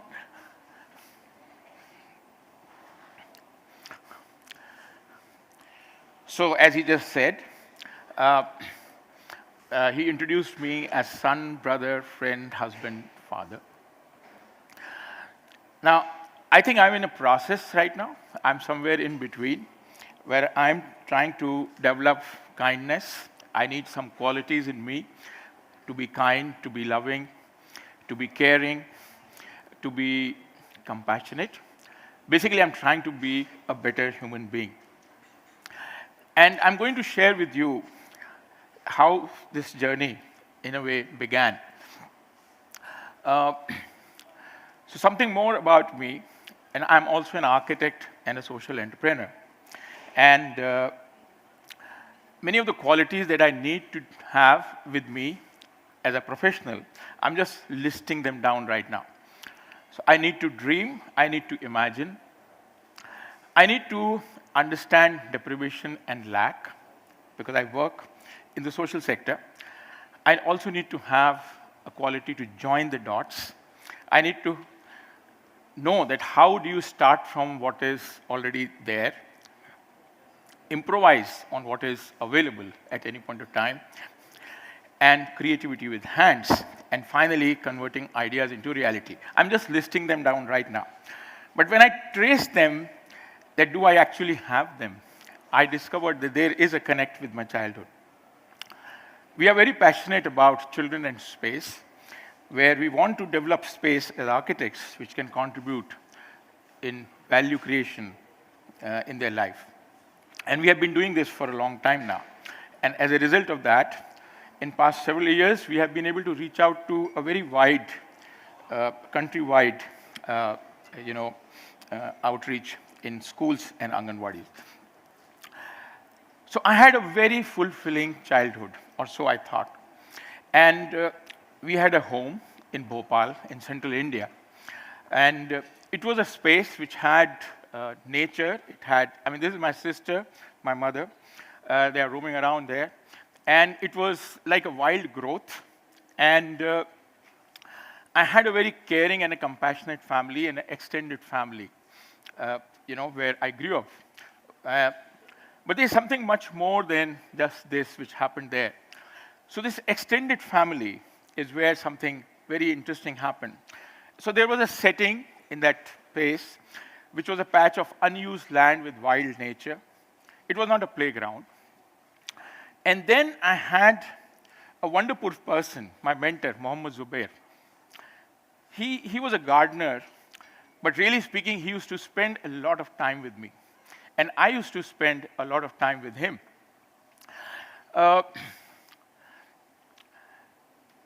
What really happened there was that, with him, we started creating the outdoor in a very different manner. And this outdoor was really about a lot of creative things. So there were resources which we started picking up, and Zubair would take me on his bicycle. I would sit with him, or we would just go together, take a walk. And, we would take out this junk and the scrap and the natural materials and the stuff which was lying around after the construction of a road or something else. And we would come back, and a small play space was created. And this is my sister and me. And we would make a whole range of things. We made a working dam. We made, which would actually irrigate the garden. We generated electricity with a hydel generator that would light up a whole. This is I'm talking about when I was around 8 to 10 in age. A road with actual tar road, a train line with a moving miniature train, a bridge, and all those things. I think what really happened there was that there was a time of openness, that was a space of slow play. And there was this nurturing hand and compassion of Zubair, who was always there, present. And as I think some of the previous speakers spoke about, Zubair brought जुगाड़. जुबेर के कारण जुगाड़ आई, और उस जुगाड़ में बहुत सारी चीजें हुई. And these were the moments of creativity. And I think these make me whosoever I am today. And I'm saying this because I think that all the root of that was that play space. So that dreaming and imagination, understanding, deprivation and lack, joining the dots, starting from what is present, there was nothing there, and we would create so many things out of that nothing. We did not buy any toy. Whatever little bit here and there, but most of it was created right there. And through tinkering, जुगाड़ के लिए जो आपने शब्द बोला, exactly वही था वो. और उसमें इतनी तरह की चीजें बनी, इतनी तरह की चीजें आई कि मैं आपको बता नहीं सकता. So improvising with what is available, creativity with hands, and converting ideas into reality. And these were the two key ingredients. The space, which was not exactly intended to be a play space, but that space for invisible play at D8 74 Bangle, which is where our house was, and Zubair. These were the two critical things which really made the whole thing. I'm really I feel my gratitude that I'm still fortunate that I have a space to be and a caring and compassionate family around me. This is my son, my mother, myself, and my wife. She's also here right now. And as a father, I realized that whatever I have received in my own childhood, I must offer that to my own child in some form or the other, which I tried. Of course, I'm not Zubair, and I'm not in that kind of space. But whatever I could, I did try to do that so that, he could improvise with what he has, and he could just, take off from that point onwards. I spoke to Zubair because of this conference just 2 days back. And he was so thrilled. He was initially quite perturbed to see my white mustache and so on. But then later on, he reconciled with the fact. And then we decided that we are going to meet in next 20 days' time in Bhopal. So this was the conversation we had. And at the end, before I end, I would like to say that how do we make this space for play? You don't actually need a formal space to play. And as we have been discussing about parks and other things, this can be created almost anywhere, inside a room, in a corner, anywhere. all we need to do is not wait. Start with what you already have. Observe carefully what is already there. See the possibility of play. I think this is very important. Child would, in any case, know, but we as adults have to be mindful of this. Enact a play, a mock play. Let freedom be the only rule. I think that is very critical, and that is what we have been discussing in so many different ways since morning. Arrange the setting with the child, and I think that is where they need to be part and parcel of the process of making it. Arrange simple resources with the child. Invite and let the child play. Engage with all the senses to the extent possible. Create a sense of safety and engagement. I think this is all I have to say and contribute. Thank you.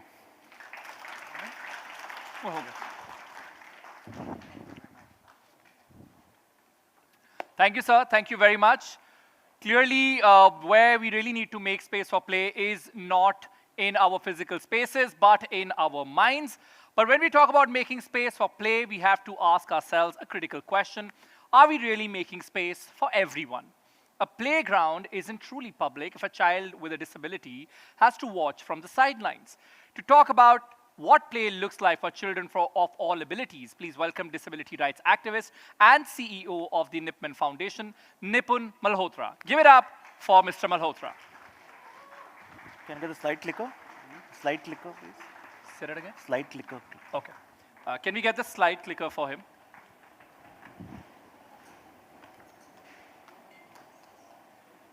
Hi, good afternoon, everyone. This is not a conference on astrophysics yet, it's on play. I thought I'll get a better response. Good afternoon, everyone. Good, that's much better.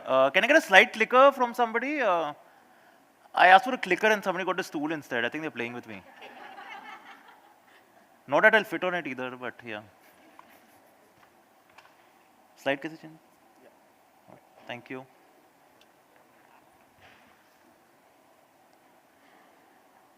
Does it work? Yeah, hi everybody. So when I was told to speak about play, I thought I'll really share my own life story because unlike other children with disabilities, where disability is really the focus, I think I was lucky that I was born to a mother for whom the child was the focus and not the disability. When I was born on 1st September 1987, so you guys now do know how old I am because of that. And when I was taken out of my mother's womb, doctors actually said that Nipun is going to live the life of a wooden doll. And they thought there's nothing really that can be done. There were some that even said that, well, it's worth keeping him alive because his neck is straight, but isse kuch umeed mat rakhna. And it was basically a very gloom and doom prognosis. You know, my parents, my extended family, everybody really decided to start thinking, hum kuch miracle karte hain to really save Nipun in that sense, you know. So they took me to all the doctors that they knew. They took me to all godmen. They were very secular. It didn't matter which religion that godman was from. And I have one photo in my life of me standing. You guys can see it in that slide there. You guys might think that I'm smiling, but it's actually a grimace of pain because there was this one doctor who basically tied me up to some kind of caliper and made me stand. And in return, he got, I guess, a lot of blessings and a lot of tips from my extended family in that sense. Before they realized when they came back home that this solution does not work. It was just a one-off solution in front of the doctor.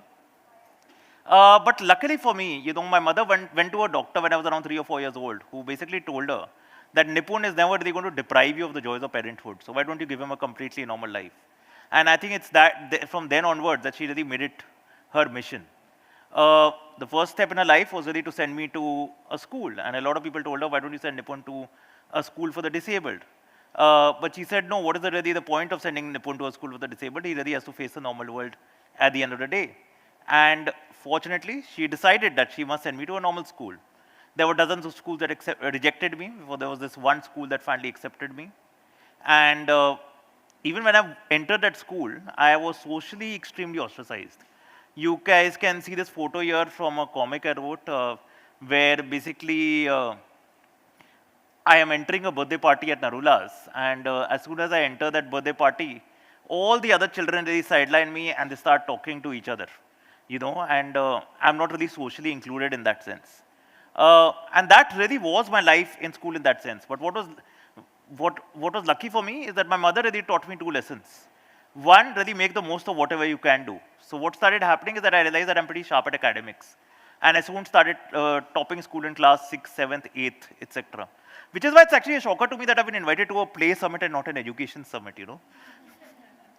When I started doing well in academics, this was the mobile phone era. And we only had landline phones.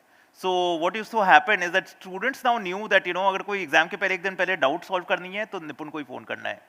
But because of landline phones, I used to give my mother a list of people who were nice to me throughout the year in school. And tell her, अगर ये लोग phone करेंगे, तो मुझे phone दे देना, और अगर कोई phone करेगा, तो मुझे phone मत देना. And that's how I really learned how incentive systems work.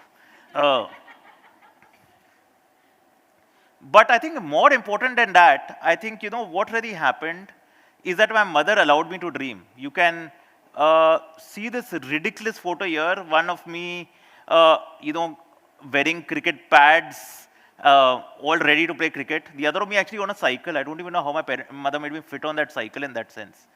But I think what unfortunately really happens in this country is that when a child with a disability is born, you really start pre-planning their career too much, getting angry. And I think it's understandable as well, where you get too anxious that what will my child with a disability really do in this society that's not really ready for them. And you start focusing purely on academics, or you start focusing कि अगर there's this stereotype, right? अगर blind बच्चा है तो उसको singing में डाल दो और 10 साल उसको गाना दिलवाते रहो, वो singer बन जाएगा in that sense. And not really allowing the child to explore the world, discover the world. If I wanted to play cricket, my mom did not really laugh at me. She said, okay, fine, Nipun, play cricket. And she actually bought me the pads, helmet, etc. And well, I'm sure she was an adult unlike me, and she knew how stupid that was, that I wanted to play cricket. When I wanted to ride a bike, she actually had some bike customized so that I could fit on it. And it's not that I really became a great cricketer. In fact, my childhood dream became to become a cricket commentator when I myself realized that, oh God, mom is so stupid. Does she really think I can play cricket? I outgrew her in that sense. And I started trying to become a cricket commentator, and I started commentating in school. When school sports days came, I started finding ways to get involved in sports days by becoming an MC. But that was because my family really believed in me. And I think that really is a change that really needs to happen for persons with disabilities, where you actually give them a complete, independent, and normal life. My school also used to have this big auditorium. And I used to land up for auditions every year in this particular auditorium. And my dramatics teacher, she did not really know how to fit somebody like a child with a disability like me. Till one year, she came up to me and said, Nipun, I found a perfect role for you. I said, great. She said, yeah, it's very great because you're going to be on the stage throughout the play, more than the lead actor and the lead actress. I went back home and celebrated. The next day when I landed up for rehearsals, I realized she'd realized that ये तो disabled है, wheelchair पे स्थिर बैठ सकता है, इसको tree बना देते हैं on the set of the play. But that gave me confidence, that allowed me to be on stage. And by the next year, I was given creative ideas that why don't you make me an old man on the stage instead? Because I'm on a wheelchair, I'll powder my hair, I will look old. Obviously, that didn't help me get girls when I looked old, but I was on stage. And I think it's really this belief that really allowed me to do what I am done today. Today, I'm on the board of multiple companies. I've been working with the government closely on laws and policies. And I am trying to make this country change for persons with disabilities one step at a time. And I think all that is because my mother was stupid enough to dream. My mother is here in the audience today. Mom, can you please stand up for everybody?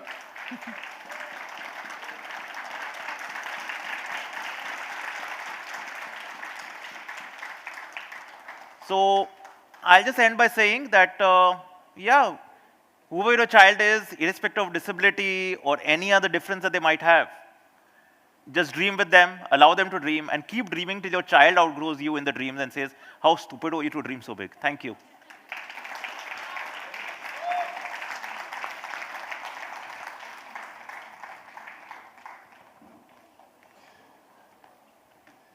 Thank you very much. Thank you. Once again, give a huge round of applause to him. That was quite insightful, motivating. And now again, we go back to our lovely audience. And again, the conversation is about childhood, the memories that you've had, and what is one memory from your childhood that you would love to relive? One memory that I would love to relive is when I was maybe in 6th, 7th, or even before that, I used to come home around 2 p.m. and go to tuition at 2:30. I'll come back by 4 and then I used to play for 2-3 hours. There was no phone to worry about. And that is something which I really miss. And also I feel bad for the kids because they are even not free from the stimulation and they Of are the not, devices. yeah, the devices, and they are not getting to really play. Right. Thank you very much. Any parent here? Somewhere here in the middle. So how do we deal with devices? First, what's your name? How old is your kid? My name is Sanchit Goyal. My daughter is 4 years old. Lovely.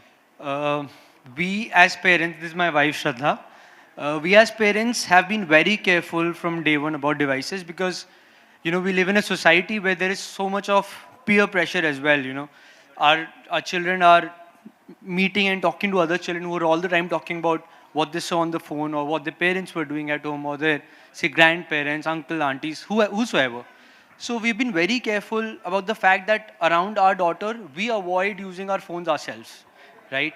And now, over the time, she's realized the fact that if I am, say, sitting with my dad and my dad is using the phone, she will automatically come up and say, Papa, please keep your phone down. So sometimes, out of instinct, I pick up my phone and I know that if she's going to stop me, then it's something that we have done right. Right. So very proud of that. What's her name? Sanchit. Sanchan. Yeah, Sanchit. Sanchit. Yeah. Okay, so you also tell me, the definition of fatherhood is also changing. Yes, Is absolutely. there anything that you, let's say, didn't see your father doing and now you are including in your fatherhood journey? I mean, all of it. My mother is probably taunting my dad more than she's taunting her daughter-in-law. So, no, but then... No, but if you could point out one thing that Yeah. you have probably brought in your fatherhood journey that you didn't see your father doing and then...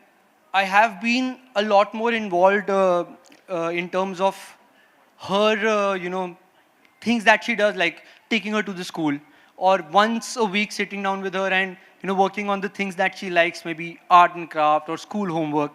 I don't think so my father had the time to do that ever. And, even we try and plan dates in a manner wherein one day a week we're able to spend the entire evening with her. Even go on coffees to places where they offer shakes without ice creams, probably. So that is something that we have done consciously, and I don't think my father did that. So. Lovely. Give it up for this gentleman. And ma'am, how much would you rate him out of 10 as a father? Only for Sundays, 10 out of 10. Only for Sundays. So there's room for improvement. And as a husband? As a husband, 10 out of 10. Oh, lovely. Give it up for a lovely husband and a lovely father. Thank you very much. Now, behind every happy, playful child is an adult who holds invisible threads together. This will not be a true Made in Play Summit if we don't celebrate the educators on the ground who every single day guide families, shift community mindsets, and turn simple laughter into critical learning.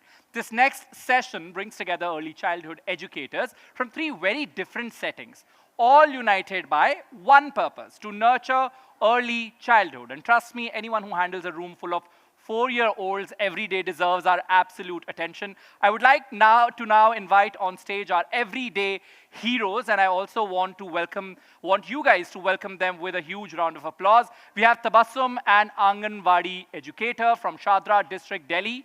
Sunita, another Anganwadi educator from Pachaitan Village, Greater Noida. Nanu Rekhi, advisor, Bal Bharati Public School and Child Education Society. And Parul Bajaj, IB PYP facilitator at Early Years Learning in Charge Learners International School. And our moderator, once again, Ambika. So can we give a huge round of applause for our panelists and our moderator, Ambika. The stage is all yours.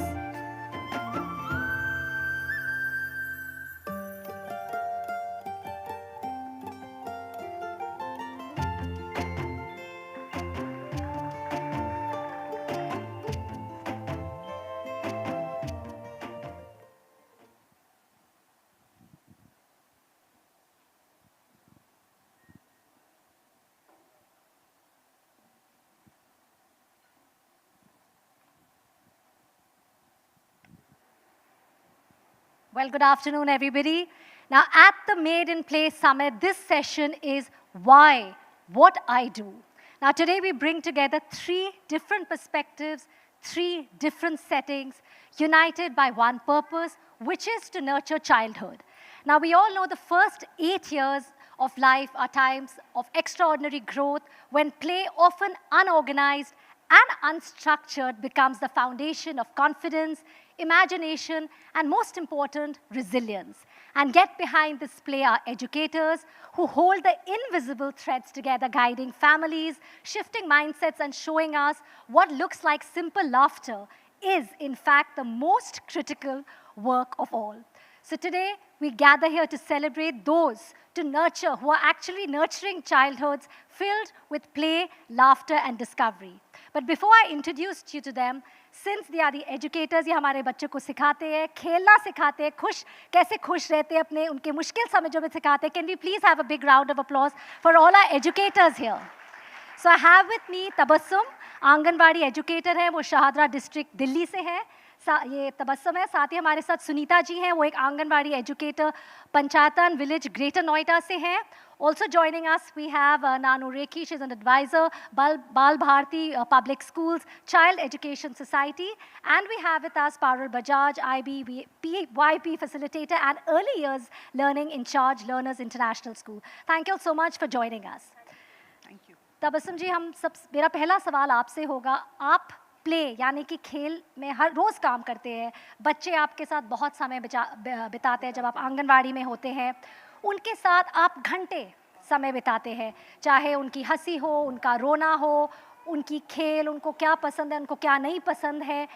अगर मैं आपसे पूछूं, आपके एक दिन के काम में आपके लिए एक सफल दिन क्या होगा? सभी को नमस्कार. मैं अपने पहले दिन की शुरुआत ऐसे करती हूँ. सबसे पहले जैसे होता है सभी जगह प्रार्थना करती हूँ, ईश्वर को याद करते हैं हम लोग. उसके बाद मेरे पास बच्चे आते हैं. जब बच्चे क्लास में मेरी जो आंगनवाड़ी है उसमें एंट्री करते हैं, तो कुछ बच्चे ऐसे होते हैं कि रोते हुए आते हैं. कोई माताएँ, मतलब जब शुरू में बच्चा एडमिशन होता है तो 6-7 दिन मैं माता को भी बिठाती हूँ उनके, क्योंकि मेरे पास 3 से 6-7 3+ और 6 साल तक के बच्चे होते हैं. 6+ करते ही वो मैं स्कूल में एडमिट करा देती हूँ. मेरे पास हर तरीके का बच्चा आता है मेरी आंगनवाड़ियों में, मेरी जो साथ की हैं उनकी आंगनवाड़ियों में. तो मेरा यही उद्देश्य रहता है, जो बच्चे मेरे पास आ रहे हैं वो हंसते हुए जाएं. कुछ हंसते हुए आते हैं, कुछ रोते हुए आते हैं, कुछ डरते हुए आते हैं. जो न्यू है, वैसे जो पुराने हो जाते हैं वो तो माहौल में ढल जाते हैं. मेरे को बोलते भी हैं हंसने वाली मैडम, मोटी मैडम, हंसने वाली मैडम, बहुत हंसती हैं. तो मैं क्या करती हूँ, मैं पढ़ाती नहीं हूँ, मैं अपनी आंगनवाड़ी में नहीं पढ़ाती. मैं जो मुझे कराना होता है, जो भी मुझे कराना होता है, पहले मैं अपना माइंड सेट कर लेती हूँ, अपना पूरा माइंड मैपिंग कर लेती हूँ. फॉर एग्जांपल, मुझे आज स्टोरी करानी है. अब स्टोरी टेलिंग में बच्चों को करा रही हूँ तो बहुत बड़ी बात है बच्चों के लिए. छोटे बच्चे में मैंने मान लो रीतू का पैर कराई या कोई भी स्टोरी कराई, मैंने पात्र जो हैं मेरे वो मैंने माइंड में सेट कर लिए. उनके मैंने एक वो बना लिए मुखौटे, जिसे हम मुखौटे बोलते हैं. मान लो रीतू बना ली, उसकी मदर बना ली, एक सहेली बना ली, और ऐसे करके देखो हम वेस्ट मटेरियल यूज़ करते हैं जो हमारे पास होता है, और ECC की किट भी होती है. मैं क्या करती हूँ कि उसको मैंने ऐसे पैम्पलेट बना लिए.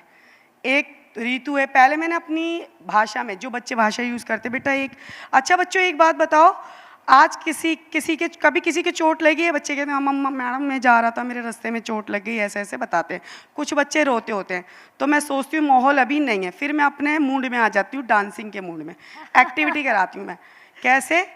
एक मेरी पोयम है जो काफ़ी फेमस है, चुरमुरा चुरमुरा. पोयम कराऊंगे, लेकिन आपने कहा कि आप डांसिंग भी करते तो वो भी कराएंगे. मैं डांस में ही करा देती हूँ. तो चलो शुरुआत करते हैं गाने और डांसिंग से, before we come on to the other. देखो ये मैंने थोड़ा सा इसमें ऐड किया है, क्योंकि बच्चों की लैंग्वेज में मैं तबस्सुम, आज हम सब बच्चे बन सकते हैं. हाँ जी, मैं यही कह रही थी, जैसे आपने अपना नाम रखा है बचपन मनाओ, तो मैं ये कहना चाहती हूँ कि मैं बहुत देर से सभी, बहुत मुझसे तो सभी काबिल हैं, और मैं तो बहुत छोटी हूँ, आपके छोटे बच्चों को भी पढ़ाती हूँ. तो सभी बहुत अच्छी अच्छी बातें कर रहे थे, क्रिएटिविटी की बातें कर रहे थे, रचनात्मक की बातें करते, ग्रुपिंग की बातें कर रहे थे. ये सब चीज़ें जब मैं सुन रही थी तो मैं कह रही थी ये तो मैं अपनी कक्षा में कराती हूँ. ग्रुपिंग करती हूँ मैं ग्रुपिंग ऐसे करती हूँ जैसे मेरी क्लास में जो पुराने बच्चे हैं वो सीख चुके हैं। अब नए बच्चे आ रहे हैं, वो उनका कंटेंट बीच में चल रहा है। मैं क्या करती हूँ, एक होशियार बच्चा, एक थोड़ा सा नया बच्चा, एक मिडिल बच्चा, 3 बच्चों का ग्रुप इधर बना दिया, 3 का इधर बना दिया, 3 का। अब मैं उन्हें दे देती हूँ, चलो बेटा आज मेरा टॉपिक आया सूक्ष्म विकास। तो मैंने क्या करना है, वेस्ट मेरे पास पेपर होते हैं, मैंने उसको पहले का कलर करो, 1/4 शीट, मतलब एक शीट में से 4 कर लिए, कलर करो।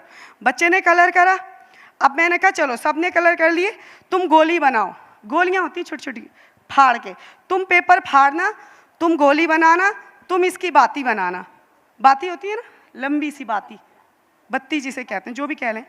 फिर एक ग्रुप होता है, उसको मैं चार्ट दे देती हूँ।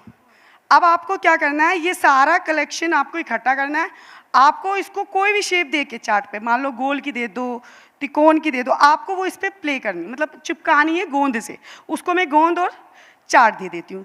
इससे मेरा जो सूक्ष्म विकास का है, छोटी मांसपेशियों का विकास, मैं उद्देश्य अपना माइंड में रखती हूँ कि ये एक्टिविटी कराने से मेरा ये विकास होगा, ये एक्टिविटी करा।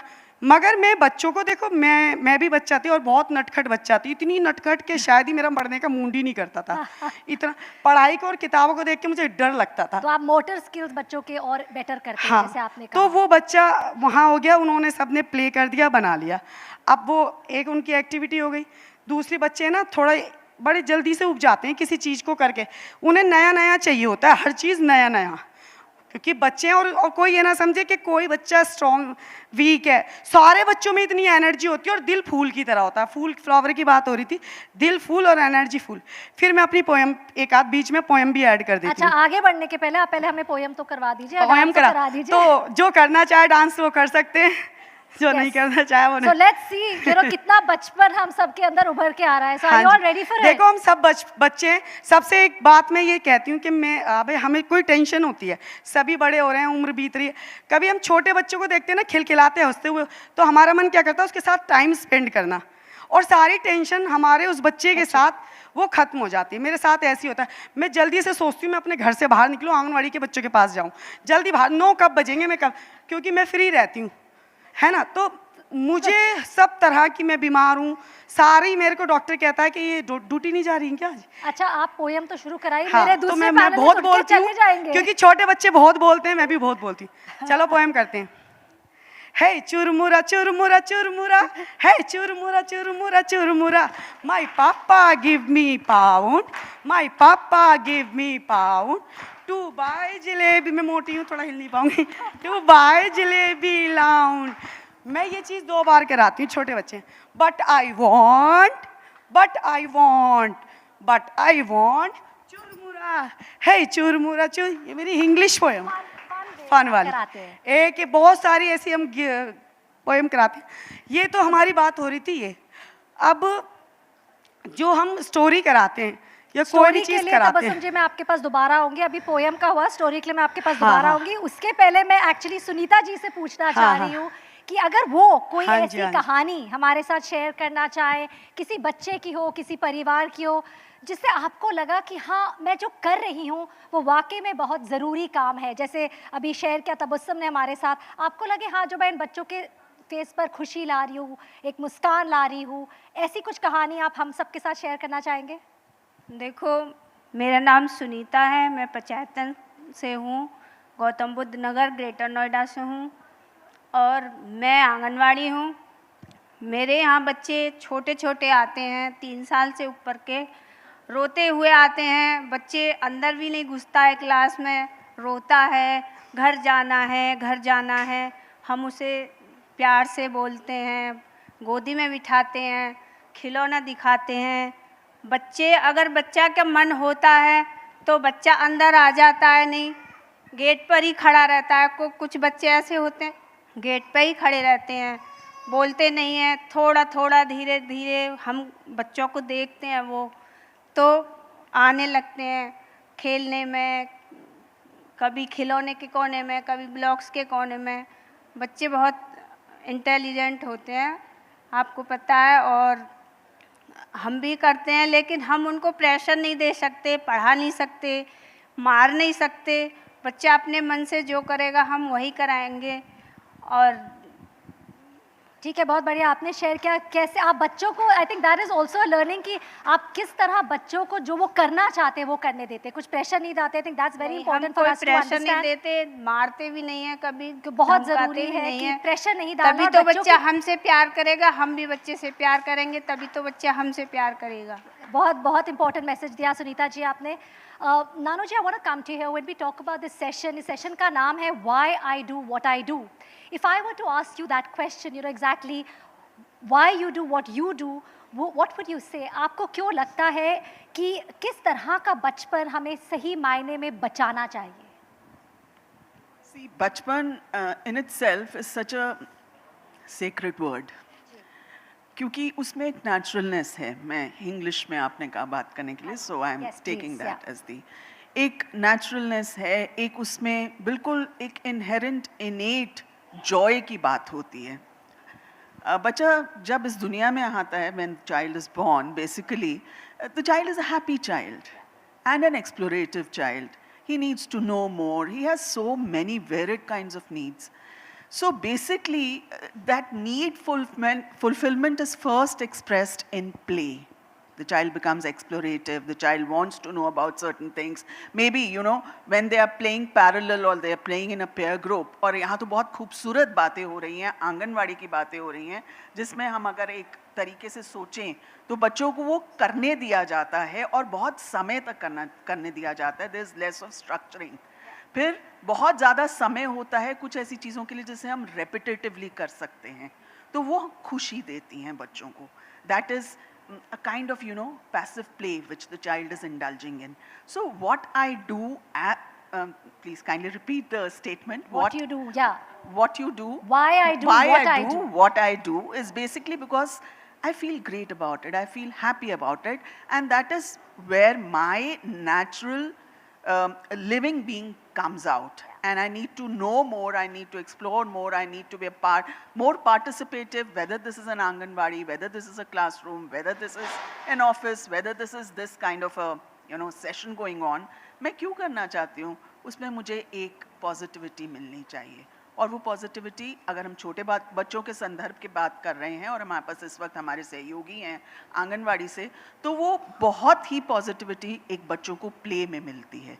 So basically, gives you the joy, and I think the most important, that what you is the rightly most said, important. the kids, that and should unstructured play. We had that conversation. हमने सुबह भी बात की, जैसे तबस्सुम ने कहा, सुनीता ने कहा कि बच्चों को जो करना है वो करने दीजिए, in a play way, in a creative way. Parul, in fact, you know, I want to ask you, in today's day and age, I think as parents, most of us always measure child success by the report card. कि marks कितने आए हैं, maths में आपके marks अच्छे नहीं थे, आपकी हैंडराइटिंग अच्छी नहीं थी. But what you do is like you really work on other components like a child's confidence, a sense of safety, you know, what brings them joy and laughter. So really before a child actually लिखने या पढ़ने के पहले जो बच्चा सबसे पहले सीखता है, there are other signs. How do you look out for those signs? What are really important and what are the signs you really look out for? वो आप हमारे साथ शेयर करिए. Conventional schooling. Just put it a little closer. Yeah, it's working. Just put it a little bit closer. Okay. So initially the conventional schooling was. आप अपना mic दे देंगे please. Sorry about that. No worries.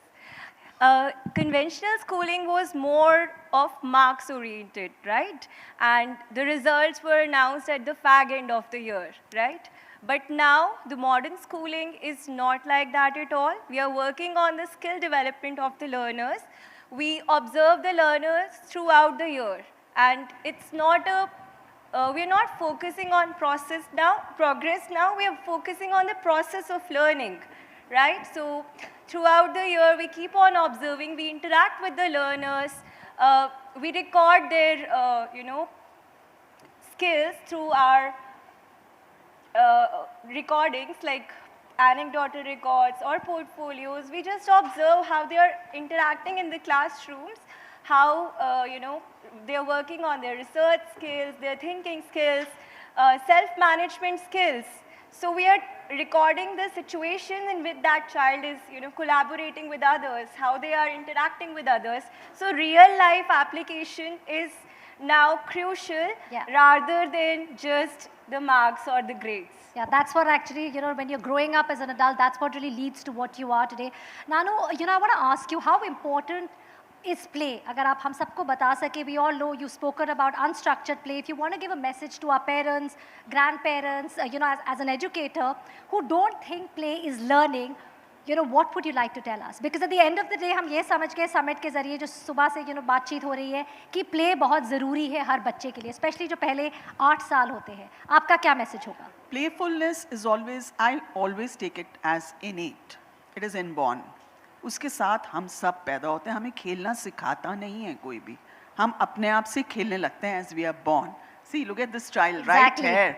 और हम बार-बार देख के seeing what she's doing, what she's doing, she's making choices for herself. So play gives us the liberty to make choices. We need to let the children be free first of all, and then of course the structuring, because after all हमारे को एक बहुत बड़ी पदवी मिल जाती है. We are teachers, we are parents, we are guides to children. तो उसका फायदा उठा के हमें structuring तो लानी ही पड़ती है, but the play in itself as an objective resource is inborn in every child. And we need to take it forward as parents, as guides, as caretakers, as facilitators, or maybe, any length and width of our parameters of interacting with the child. We just need to take it forward as per the child's needs if we want the child to make something out of it. So basically, the structuring part has to be more of an influence for myself as a facilitator rather than putting all kinds of rules and regulations for the child. Regulating it in the manner that will give the child a leap to go forward. That is very important. And another very important point here is that whatever the child does through play, let us not interfere to the maximum extent possible. We have to interfere at some point of time, but till the point that we needn't interfere, we should take it that way. Now the task for these relevant things that maybe a classroom may have or an Anganwadi would have, basically ये रहता है कि हमारे को अपनी structuring करनी ज़्यादा ज़रूरी है. और अगर हम विकसित भारत की बात कर रहे हैं और हमारा जो विकसित भारत असल में क्लासरूम है, तो उसमें एक साझेदारी चाहिए, केवल फैसिलिटेशन की नहीं, पेरेंट्स की भी. Parents play equally important role. They need to understand that if a teacher or a facilitator, the modern of course term and the more viable term is facilitation, basically facilitating the child for what she has within her. So basically, when it comes to facilitation, the parents have to understand that when the child is put into a playful mode by the facilitator is not harming her. Absolutely. In fact, आपने जैसे कहा था, we have this lovely, cute little kid who's playing game, and she's playing exactly what हम सब actually we have that smile on her face looking at her. मेरे सवाल मैं भूल रही हूँ कि आप बोल रहा है because I'm only looking at her. Sunita ji, लेकिन हम देख रहे हैं कि कैसे ये नन्ही सी लड़की खेल रही है. सुनीता जी, आराम से खेल रही है, कोई डर नहीं है, शी इज़ नॉट फेयर. कुछ खिलौने हैं जैसे कलर पेंसिल्स हैं, लेकिन आजकल के ज़माने में टॉय ज़रूरी नहीं होते हैं. जब मेरे बच्चे भी बड़े हो रहे थे, I remember they used to love, I used to give them peas, मटर छिलते थे. I think that's an activity most of us as parents have done, right? So आप अपने स्कूल में, आंगनबाड़ी में कुछ ऐसे हमारे साथ शेयर करिए चीज़ें जो आप यूज़ करते हैं. ज़रूरी नहीं कोई खिलौना हो, लेकिन कुछ ह्यूमन बेस्ड एक्टिविटी हो, हमारे साथ शेयर करना चाहेंगे? हम अपने स्कूल में जैसे पेड़ के पत्ते हैं वो यूज़ करते हैं, आइसक्रीम स्टिक हैं, उससे बच्चों को बनाने के लिए बोलते हैं तो बच्चे अपना चेहरा बनाते हैं, अपने मम्मी पापा का बनाते हैं, फूल भी बनाते हैं, और कागज़ फाड़ के हम देते हैं तो वो चिपकाते हैं कागज़, तो और कंकड़ भी यूज़ करते हैं. जो एनवायरनमेंट में चीज़ें हैं आप उनसे बच्चों को कहते हैं खेलने के, और वो मज़े से खेलते हैं. तब उस आप उसमें कुछ ऐड करना चाहेंगे? हम क्या करते हैं, जैसे भिंडी है तो हम भिंडी से फ्लावर बनाते हैं. भिंडी की जो कटिंग करते हैं ना ऊपर का हिस्सा, उसको हम क्या करते हैं, ड्रॉ करते हैं, पेंट में डुबो के. हाँ जी, ड्रॉ करते हैं. बेटा 2-3 भिंडी ले आए घर से, कि वास्तविक चीज़ों से जोड़ना है हमें बच्चों को, वास्तविक चीज़ों से जो हमें अवेलेबल हो जाए, और उनके घर पे भी, क्योंकि हम ECC मनाते हैं, माताओं को भी वो करते हैं. उसके बाद हम ये अंगूठा होता है, कलर्स हैं हमारे पास, ECC की किट मिली हुई है हमें, अंगूठा एक कटोरी में हमने थोड़ा सा रंग करा, थोड़ा सा पानी मिलाया, अंगूठे से हमने ऐसे करके ड्रॉ करा, फिर उसके हल्की सी वो कर दी। हम हाथ होता है ना, हाथ छपवाते हैं, सर्कल बना के आंखें बंद करके बिंदी छपवाते हैं, ट्री बना के। अब मैंने ट्री तैयार कर रखा है बच्चों का, जितने मेरे प्री स्कूल में बच्चे आते हैं उसका ट्री में वो अपना फोटो लगाते हैं। इस तरह की इतनी सारी एक्टिविटीज है और पजल्स। और आप बच्चों को किस तरह बिजी रखते हैं? आई थिंक बिजी माचिस होती है, माचिस। लेकिन हम थोड़ा समय की प्रॉब्लम चल रही है। पारुल, आखिरी में quickly I want to ask you something कि आपको अगर ऐसी कुछ हमारे साथ शेयर करने, जो एक ऐसा बच्चा हो जो शाय होता था या अपने कंफर्ट जोन में नहीं होता था, and you seen a change जब वो बच्चा खेले अपने एनवायरनमेंट में, कुछ आपने शिफ्ट देखा हो, आप हमारे साथ शेयर करना चाहेंगे? Sure, ma'am. One of my child was a special needs learner, and he was reluctant in speaking in the classroom. So we just motivated, rest of the friends also motivated him, and we used to have collaborative engagement in our classroom. So one day he literally mesmerized me. We were having an online exchange, virtual cultural exchange program with Abu Dhabi learners, and that child conversed so confidently. He was just a 5-year-old child, upper kindergarten. He inquired on his own, why do you have dust storms in, Abu Dhabi so वही बच्चा जो पहले बात नहीं करता था, he was exploring the world around him. Well, thank you so much for joining us. I think हमारे educators के लिए जो हमारे बच्चों को सही मायनों में हंसना खेलना सिखाते, can we have a round of applause for them, because that's where we actually celebrating childhood begins. And for this little star, can we have a round of applause for her as well, who really is the star here. Thank you so much for joining us. मैं एक चीज़ और बताऊंगी, मेरी आंगनवाड़ी में 2 handicap बच्चे थे, माहिरा और अलीज़ा, उन्हें 50% था, तो वो 3+ से मेरे पास आते थे। उनका ये जो आइज़ थी ये ऐसे थी। मैंने उन्हें लगातार एक्टिविटी कराई, जो एक्टिविटी हमें प्रोवाइड होती हैं, जो हमारा मिशन मिशन ग्रुप है, रॉकेट लर्निंग टाइप का, वो हमें क्या करता है, मैं थोड़ा सा बोलना चाहूँगी, प्लीज़, हमें ऐसे मौके कम मिलते हैं। तो सबसे पहले तो मैं ये बोलना चाहूँगी कि मेरी आंगनवाड़ी यानी मेरा जो है काम, वो एक गर्भवती से हम उसका ध्यान रखते हैं, इम्यूनाइजेशन कराना, टेक होम राशन देना, क्योंकि आंगनवाड़ी, देखो सुनो, मैं इसलिए बोल रही हूँ कि बहुत सारे लोगों को शायद पता हो नहीं पता हो कि अब क्या क्या चीज़ें आ रही हैं। तो आंगनवाड़ी एक ऐसी जगह है, ऐसा प्लेटफॉर्म है जहाँ हम गर्भवती से बच्चे का ध्यान रख रहे हैं, THR दे रहे हैं, और प्रधानमंत्री PMVY योजना पहले बच्चे पे दे रहे हैं। उसके बाद यदि दूसरा बच्चा हो रहा, लड़की हो रही है, तो 6,000 रुपये दे रहे हैं। उसके बाद इम्यूनाइजेशन करा रहे हैं, आयरन कैल्शियम प्रोवाइड करा रहे हैं, बच्चा होने के बाद पूरा उसका टीकाकरण करा रहे हैं 10 साल तक का।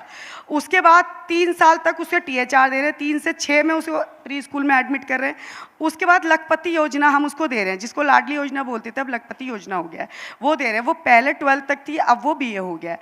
इसके बाद हम विधवा पेंशन दे रहे हैं। उसके विधवा पेंशन के बाद एक ये बहुत सारी हमारी एक्टिविटी है, ECCE, early child care education, जिसमें हमारी महिलाएं भी आती हैं मैडम, और SSK भी हमारे बने, जिन्हें हम जो काम जैसे एम्ब्रॉयडरी है, मेहंदी है, ये स्किल भी करते हैं, उनको स्केल करते हैं, वो लड़कियां अपना कमा भी रही हैं, उस चीज़ से कमा भी रही हैं। और इसके अलावा मैं माहिरा अलीज़ा का ये केस इसलिए बताना चाहती हूँ कि कोई भी बच्चा, लोग सोचते हैं ये कुछ नहीं कर पाएगा, हैंडीकैप है, ये वो, ऐसा कुछ नहीं होता। जो मेरा 21 साल का एक्सपीरियंस कहता है, उन बच्चों को मैंने, जो हमारे सर्वांगीण विकास हैं 5, बौद्धिक, गणित, जो भी हैं, उसके अकॉर्डिंग मैंने उन्हें एक्टिविटी कराई, रोल प्ले के माध्यम से हमने उन्हें, जो हमारा रॉकेट मिशन है, WCD है, जो हमें इतना अच्छा ECC की किट दी है, पजल्स लगाना।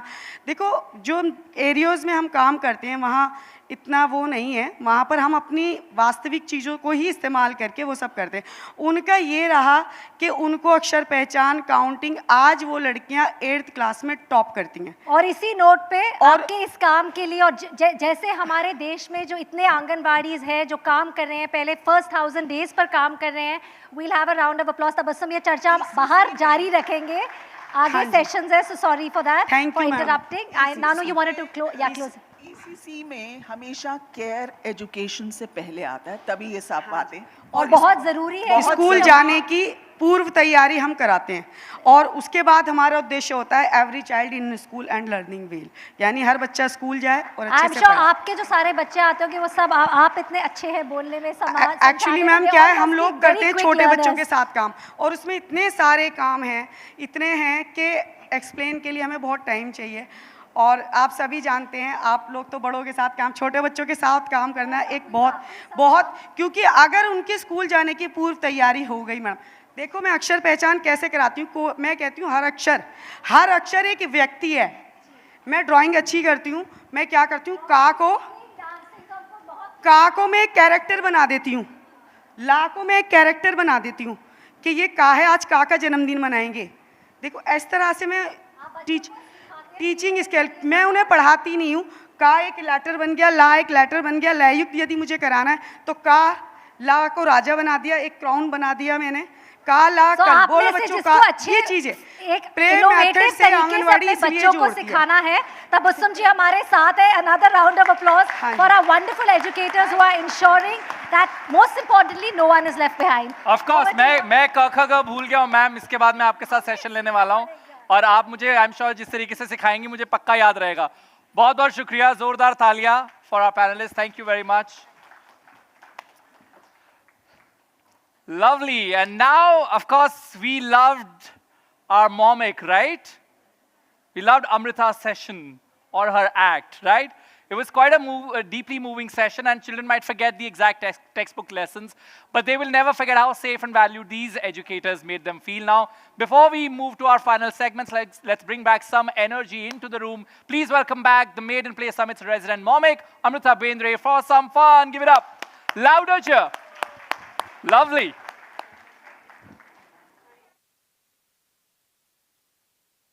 You sure you can? Yeah, now I can hear myself. Thank you. I don't know. I know you guys are hungry. I know you guys are hungry, and therefore they're pumping phaltu ka energy right now. Because I know I am hungry. I will not lie to you. I don't lie. It's not. I have lied enough when I was a child. And do you guys lie? Not just stories, just lie. Yeah, you're all lying. Are you lying to your children also? You have 2 children, so you lied twice. The problem with lying is you have to remember it. How can you do that? Uska table kahan rakha hai, koi batao. No, I was interested in, I myself, when I had a kid, I decided that I just realized lying is inconvenient. Because as I said, I have to remember what I lied. There are times when I punish her for something. Like one day, she picked up a whole box of Fruit Loops, finished some of them, and then because she did not want me to know that she has opened a fresh pack of Fruit Loops, she threw the entire box in the dustbin. And she thought I will not know. So, but I found out in the dustbin, of course, housekeeping, घर पे housekeeping तो हम ही करते हैं ना, यहाँ एक कोई और आ रहा है. So I found out and then I was like, why did you do that? And I was mad. We lose our shit. We lose our cool. We lose our calm, right? Yes, I look like a cool mom, but of course I'm going to lose it once in a while. Okay, I'm a woman. So I lost it and I did not know what to do about it. I said, right now I'm not going to talk to you. I'm never going to buy Fruit Loops for you ever again. Never, ever. And I was really angry and I was going to go through with that. 2 years later, I was big basketing. 2 years later. I went on Big Basket and I was like, and what else do you want? Oh, cereal, Fruit Loops. She was the one who reminded me, didn't you say you're not going to order it anymore? Didn't you say? Like, I'm not able to remember my own honest things, angry things. Lies, so I cannot. That's one reason why I don't lie. Another reason is it's just convenient to tell the truth. Sometimes if telling the truth is difficult, if the question is too hard, I just start telling her in very difficult words. In words she might not understand, but it's the honest thing. She goes to sleep. It's the best thing. So right now I am here, we just have like 2-3 minutes, and I would like to know something about you. You know enough about me now. I want to know, what was the last lie you told your child? I think this will be an interesting thing to, oh, you have a lie already? Okay, she has a lie already. Come, tell me, what did you lie to your kid? Hi. So yes, I'm a mom to a 6-year-old, and as we're talking about play, he can be in the park forever. And yeah, I can like just after school, he just wants to come back home for just his lunch, and then he can be in the park forever. So almost every day, I am like it's not a very harmful. How is your child? I think he is too much. He's just protected from the world right now. So and he believes his mom through and through. So sometimes I am actually telling him that okay, the park is closed today. You know, there were snakes in the park. And really, Mama? असली आस्तीन का सांप कौन है देख रहे हो? Really, Mama? And then he catches me and say, Mama, story sunao, kya hua? Fir snake aaya, fir kya ho gaya? And then I have dug up my own grave. Okay, I will tell you what happened next. Yeah, that I lied to you. Yeah. That I am the snake inside the house. Yeah, I've been told to wrap this up. We can always discuss about lies over lunch. Lunch is ready. Mostly, this whole activity, I will not lie to you. This is just because wo khana garam ho raha tha. Okay, guys? Yeah, lunch is served. Let's break. Okay? Bye. Thank you. Thank you. But the breaking news is, Amrita, there's no lunch yet. I loved her trick, huh? This was her trick. But now, you know, before we break for lunch, you know, we'll move on to our next BMA talk. We're looking at play through a lens that often gets overlooked, the father's perspective. And to talk about breaking out of traditional roles and navigating modern parenting and consciously choosing joy, please welcome storyteller and the CEO of Yuva, Nikhil Taneja. Give a huge round of applause. Nikhil, stage is all yours. Thank you. I'm so sorry that I'm standing between you and lunch. That they did not tell me this. I would have ensured that I do this earlier then. I'm going to take 8 minutes of your time, but I hope that this leaves you with something that you can take away. Okay. Growing up, ABCD for me was A for apple, B for ball, C for cat, and D for Dev Saab. You see, my father had a few unhealthy obsessions in his life. He loved the combination of paneer, achar, ketchup, and bread as a post-meal snack.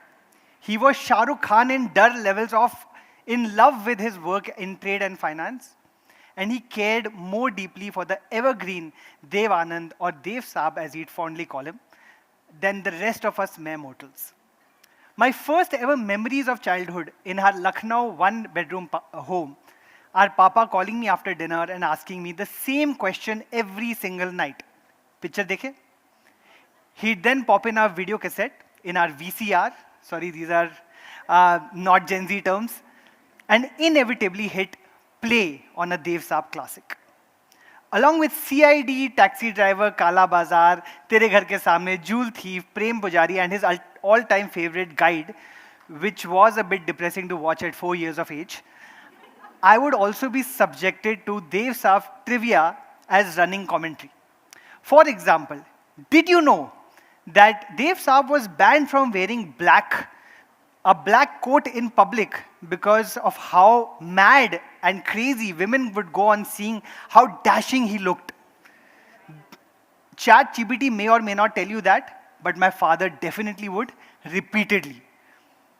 As I grew up and we moved from Lucknow to Delhi, my father started getting busier.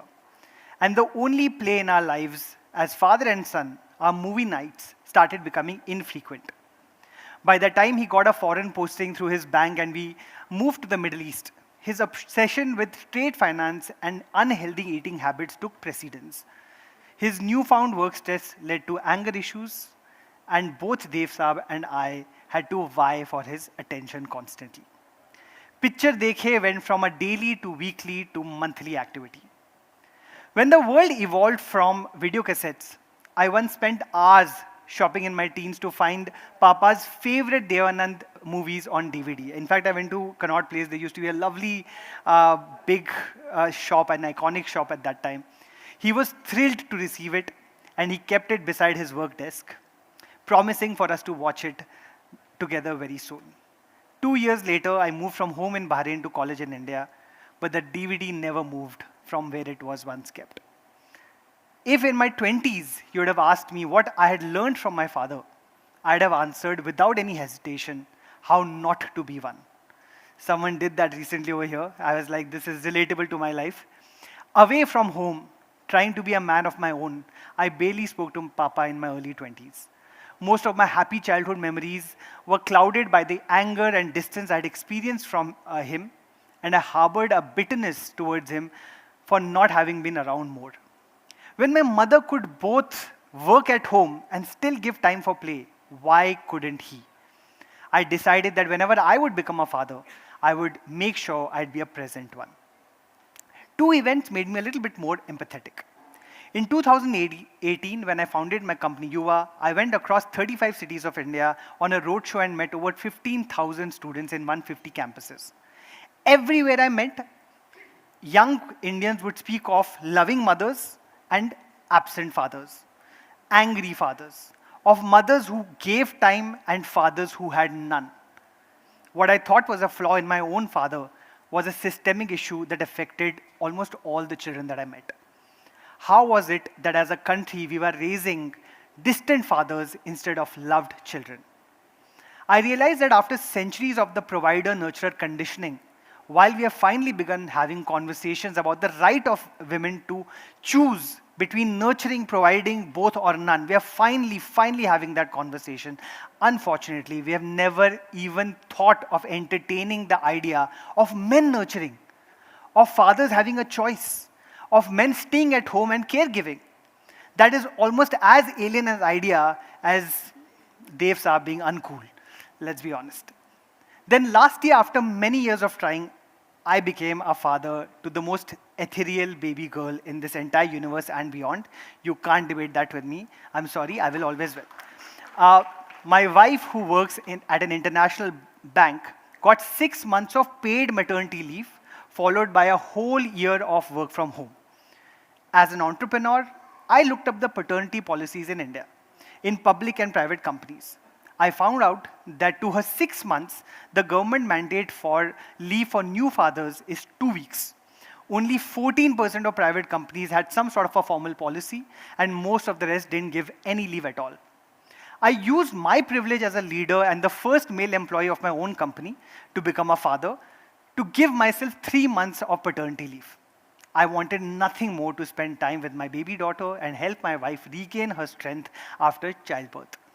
In the first 1.5 months of that break, I stayed up every night to put my baby to sleep, to feed her, to wash her, to clean her poop and pee and change diapers, to sing to her inane songs. Her name is Noor. My favorite song has been Ye Raat Aur Ye Noori. If you get it, you get it. I soothed her when she cried, but most of all, I got to know the wonder that she is more intimately. As much as my team tried to not reaching out to me during this time, within a few weeks after the congratulatory messages, work calls and emails started. I would gently explain to my business associates that I'm on paternity leave.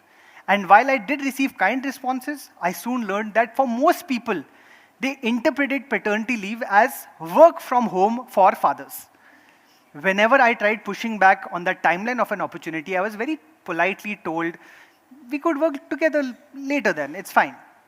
I was on paternity leave, but I was being left behind because of paternity. Something I'm sure every working mother in this room and in the world around us has faced before.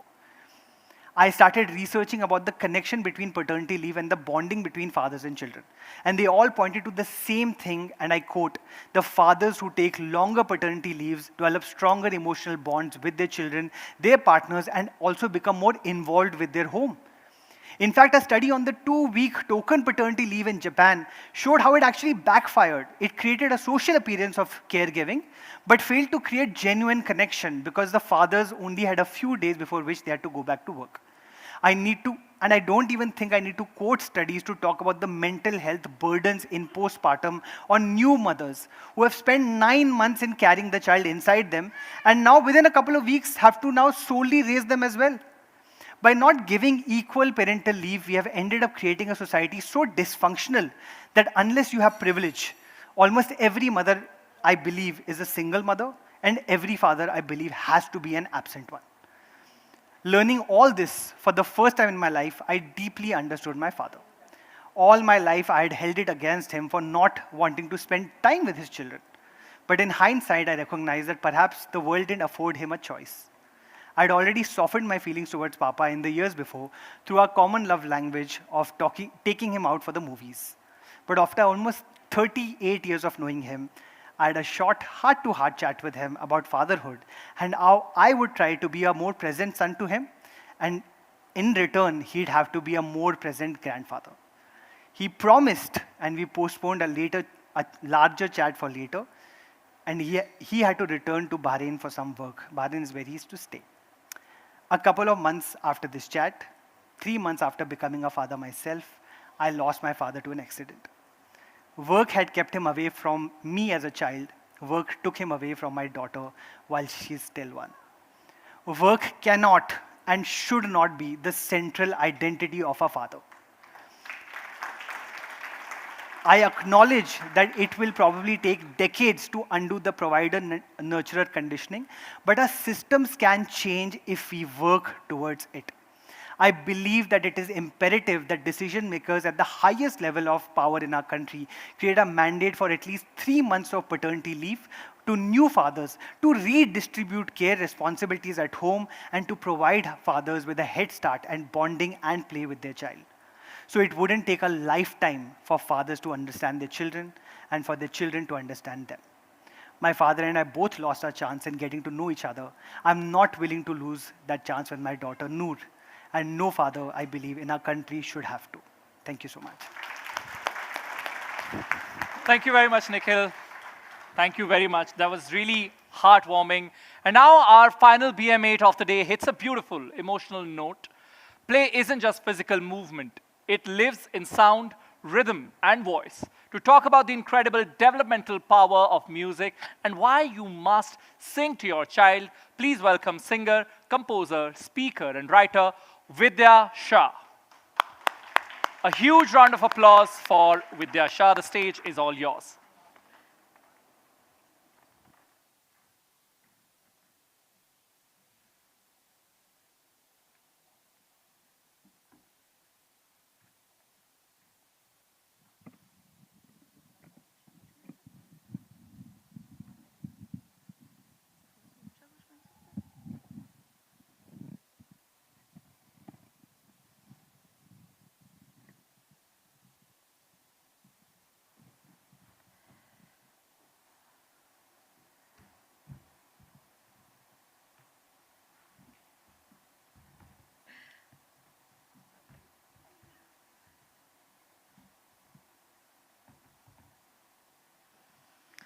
Hello नमस्ते good evening good afternoon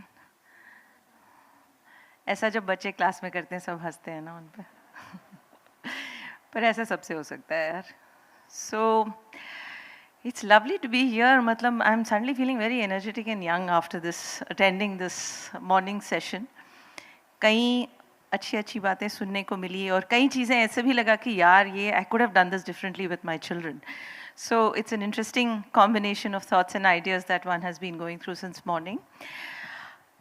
मेरी ज़िंदगी का जो एक यात्रा है वो थोड़ी सी जिसको हम कह सकते हैं स्लाइटली अनकन्वेंशनल क्योंकि जैसे मेरे 2 बच्चे जो हैं वो कहते थे कि अम्मा why don't you have a normal life, why don't you go to office. या फिर हम लोग जब अपने आप को क्लास में जब पेरेंट्स ओरिएंटेशन होती थी हम उसमें इंट्रोड्यूस करते थे अपने आप को तो if I would say I'm a musician and my husband is also an artist, so if he would say I'm a photographer. So it always felt like we are from some extracurricular domain, you know, we're made to sit there. But I think over the years, you know, I think the way music has contributed to our lives, the way art has contributed, a creative energy has contributed to the lives of our children, I don't think we did too badly actually. खैर आप लोगों का सबका कुछ ना कुछ एक बचपन का एसोसिएशन तो होगा ही गाने से. आपकी दादी ने कुछ गाया होगा, आपकी नानी ने कुछ गाया होगा, आपकी अम्मा ने कुछ गाया होगा, आपके पिताजी ने कुछ गाया होगा. Yes, is that a yes? I think we are heading towards lunchtime, इसलिए थोड़ा से थका हुआ response. But can I say with confidence कि हम सब ने कोई ना कोई गाने अपने परिवार के लोगों के साथ at some point गाया है, शेयर किया है.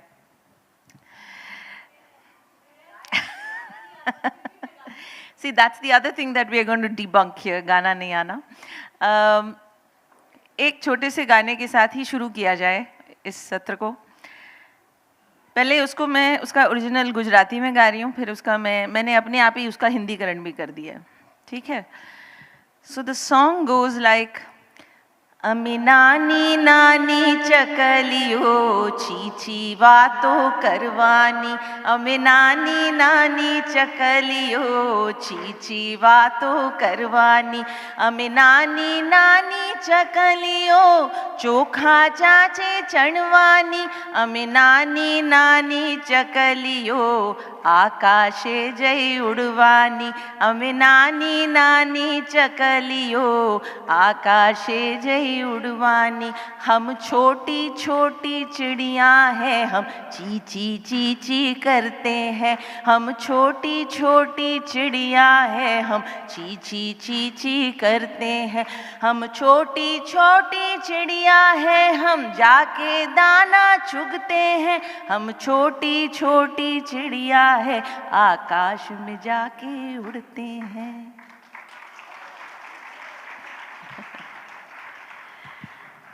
तो sweet little song, but the Gujarati line कि हमें नानी नानी चकलियो, चकली का मतलब वैसे तो मैंने कहा चिड़िया, बट अंग्रेजी में जो है चकली इज द स्पैरो. और आप में से कुछ लोग जानते होंगे या कई लोग जानते होंगे या सब लोग जानते होंगे कि चकली जो है has gone out of our lives. In Delhi the chakli is extinct, right? So there you go, you get one little inroad into another conversation with नानी नानी चकलियों. अम्मा चकली क्या होती है? Right? चकली एक वो नमकीन भी होता है जो खाते हैं, उसको भी चकली कहते हैं, है ना? तो खैर संगीत और बच्चों का रिश्ता तो I mean you all are incredible. I've been listening to the comments of the parents as well. Some incredibly discerning ideas on parenting itself. So I don't need to tell you how much it has been established that music has so much to do with bringing up your child, with child development, or you can give it more technical terms.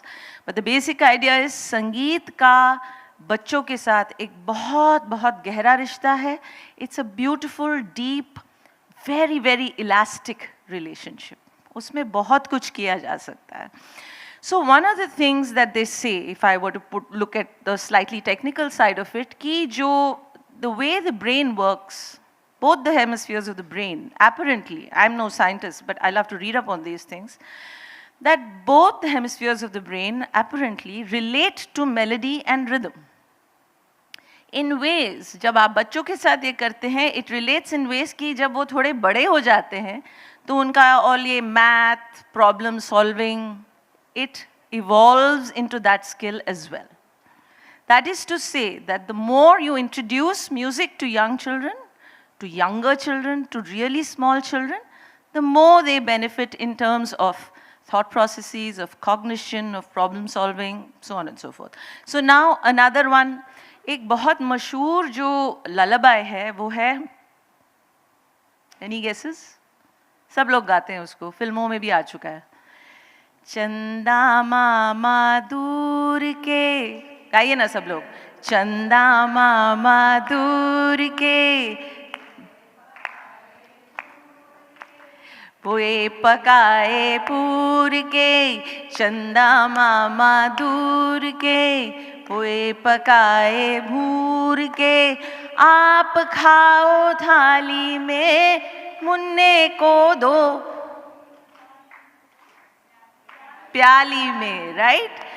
तो ये जो है this is such a popular one, but इसका मतलब मुझे नहीं समझ में आया.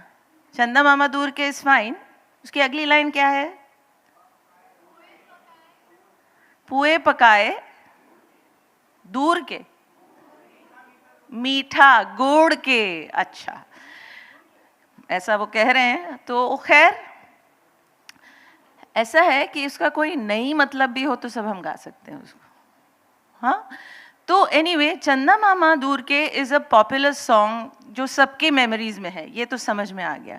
पर उसमें एक एडिशनल एंगल है जो as a musician I can bring to this table, कि जो हमारे जो बचपन में, मेरा तो आप लोगों का कहीं ज़्यादा पहले का बचपन है, लेकिन फिर भी हमारे बचपन में जो गाने गाए जाते थे उसमें एक एडिशनल मेलोडी का भी अपना एक क्या कहते हैं, एक रोल था। So for example this song, if we try to figure कि भाई कौन से राग में है, मैं बिल्कुल आपसे ये नहीं कह रही हूँ कि आप घर जाके सारे गाने सुन के उनके राग निकालिए, but I am just saying कि if we want to think कि ये कौन से राग में है, सा रे गा पा धा पा ग रे सा, सा रे गा पा धा सा गा प ग रे गा प धा प ग रे चंदा मामा दूर के, ये भी कर सकते हैं। धा प ग रे गा प धा प ग रे चंदा मामा दूर के, सरे सरे ग रे गा प गा प गा प धा धा प ग रे चंदा मा। You don't have to do any of this. I don't mean to scare you. But what I'm trying to tell you is that this song is set in what we call a pentatonic scale. Penta माने पांच, पांच सुरों के राग में इस गाने को बनाया गया है। अब उसका भी कहने का मतलब ये है कि रागों का भी कॉग्निटिव लेवल पे एक खेल चल रहा होता है, right? So the point is, आप गा रहे हैं, आप मजे से गा रहे हैं, लेकिन आप बहुत कुछ कर रहे हैं उसके साथ, in ways that are not like class में बैठ के spell check, in very easy ways. This song makes it possible for you to do that. ठीक है, अब बहुत गजब की बातें हुई कहानियों पे। अभी कुछ देर पहले जो सेशन हुआ था, पैनल डिस्कशन, उसमें how stories are so important. Similarly in music as well, words play a really lovely role. आप जो है जितना बच्चों को गानों के थ्रू वर्ड्स इंट्रोड्यूस करते हैं, वो उतना उनके जहन में बसता है। डॉक्टर साहब सर हिला रहे हैं, so I am happy, that means I am saying something right. तो जितना आप गानों के द्वारा वर्ड्स को इंट्रोड्यूस करते हैं, उतना वो जहन में रहता है। Now as a student of music, let me sing you a song which is थोड़ा सा क्लासिकल है। It's not really a children's song, but she can come to the stage if she wants, there is no problem, really, absolutely. But उसमें कुछ बड़ी sweet सी चीज़ें कही गई हैं। Now, again, I'm just taking you back to the idea of introducing words, okay? So, one second.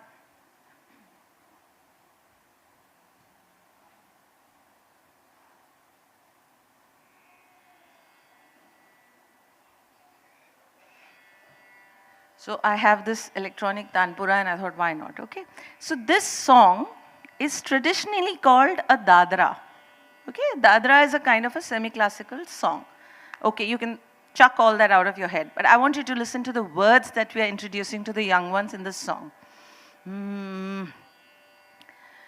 फूले गुलाब जूही केसर की फूली क्यारी, सुंदर खिली चमेली गेंदा फूले हजारी।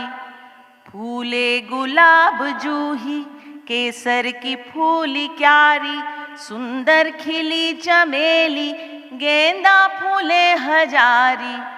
चाहूं और मोर बोले, चाहूं और मोर बोले कोयल की कूक प्यारी। चाहूं और मोर बोले कोयल की कूक प्यारी। पहरो सवारो भूषण ओढ़ो सुरंग साड़ी। चाहूं और मोर बोले, कहने को तो ये क्लासिकल है, थैंक यू। कहने को तो ये गाना जो है, इसको सेमी क्लासिकल, क्लासिकल कुछ भी कह सकते हैं, लेकिन it's a great way of introducing children to a bouquet of flowers. है ना? And in some ways, let me tell you, let's all admit this, it's also a refresher for us. अभी अच्छा जूही किसको बोलते हैं? Google. It's also going out of our immediate vocabulary, our immediate cultural reference. हमारा भी जो है, it's becoming narrower. Our points of references are becoming narrower because of the way in which we access and consume information. So songs are a wonderful gateway into making that possible again. So many songs, Holi ko leke gaane, Diwali ko leke gaane, great way to begin a conversation again, right? So this Phule Gulab Juhi again is. Then there are many songs that are traditionally or culturally, they sort of help you touch base with a cultural identity. ठीक है? For example, Holi आई रे, आज गलियन में धूम मचाई, होली आई रे, ठीक है ना? तो होली पे गाना हो गया, हाँ? या फिर खेत को लेके, कटी धान हाय रे, ये गाना आपने पता नहीं सुना है कि नहीं? It's a beautiful Bengali folk song, which is about कि धान काटने जा रहे हैं, धान मतलब चावल, धान काटने जा रहे हैं और उसकी खुशी मना रहे हैं, ठीक है? इसको infact in Bengali it's called the नूतन वर्ष गीत और something like that.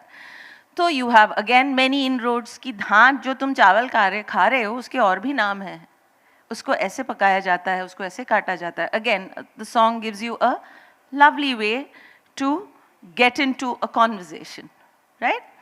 Then emotional bonding. One of the most beautiful things that a lullaby does, for example, is create an emotional bonding. Now, I know, for example, this foundation has done some incredible work on collecting lullabies in various languages from across the country. So one of them we also sang, Chanda Mama is a typical lullaby that one sings. But I would also suggest that you can sing anything that is soft, anything that can make the child feel a little calm, restful, something which you like, something which the child likes. है ना? So for example, to my daughter, I used to sing,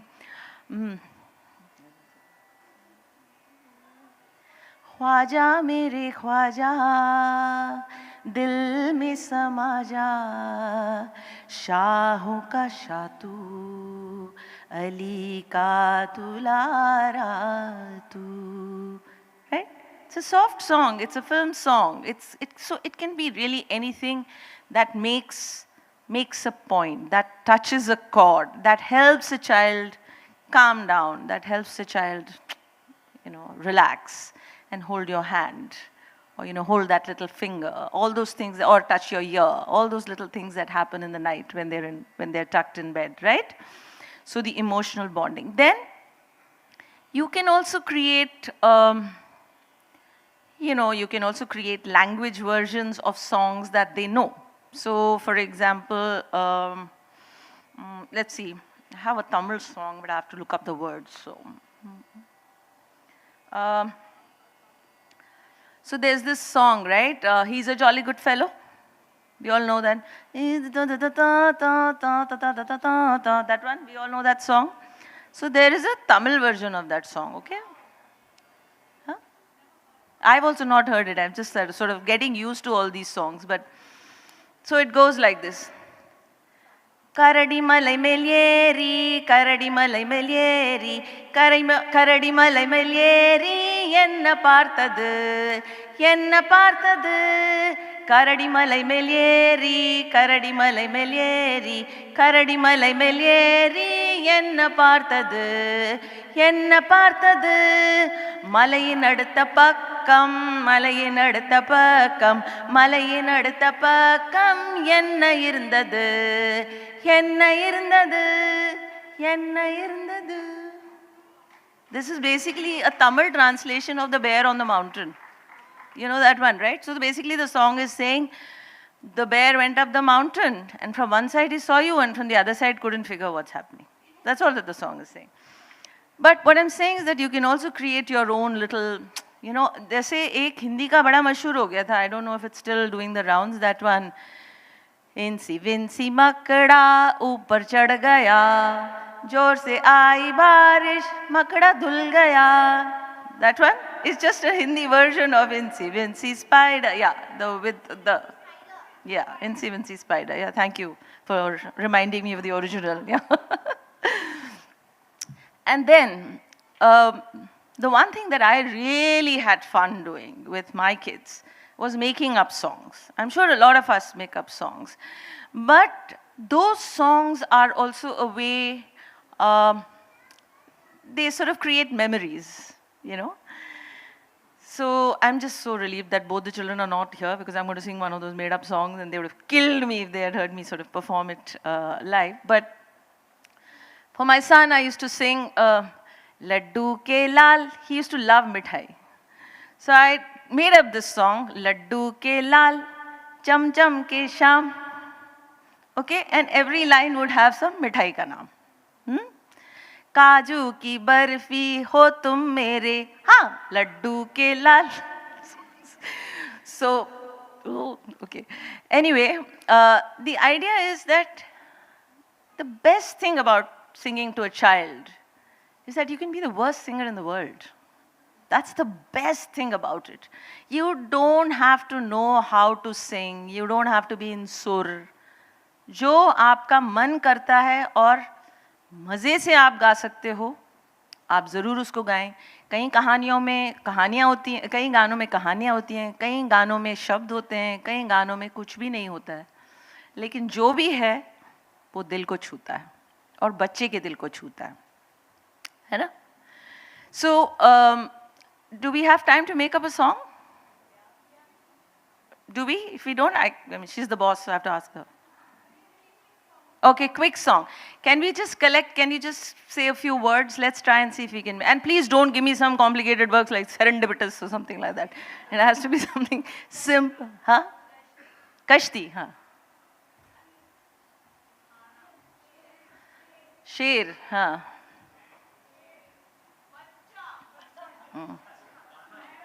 Sunar, okay, I think that's fine. I think that's enough. Gana, किसने बोला गाना? चलो चले हम कश्ती में. अबे तबला वबला तो है नहीं, आपको ही कुछ, अभी मैं मैन्युफैक्चरिंग दिस राइट हियर, तो थोड़ा सा मेरा साथ आपको ही देना पड़ेगा. चलो चले हम कश्ती में, चलो चले, गाना पड़ेगा. कश्ती में, हाँ चलो चले हम कश्ती में, हाँ सुनहरे बादल आकाश में. यार इतनी कंजूसी मत करो. हाँ सुनहरे बादल आकाश में,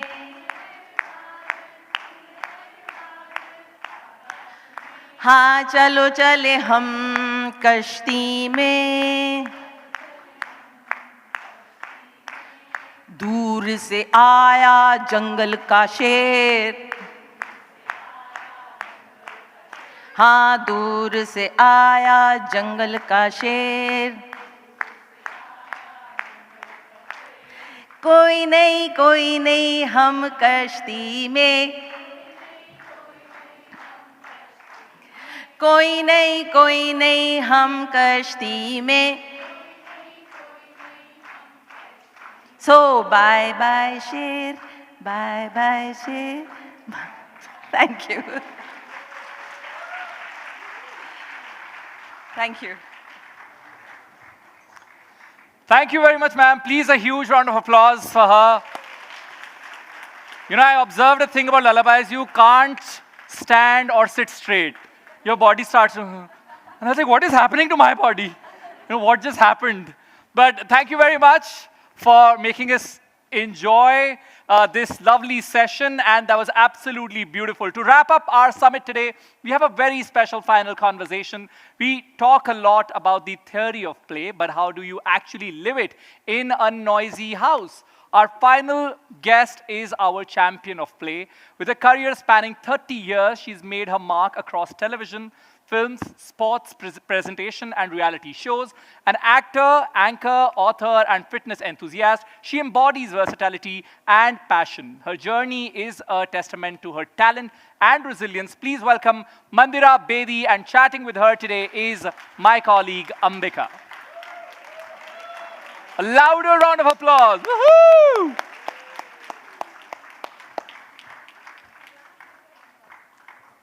The stage is all yours while we also set it up for you guys.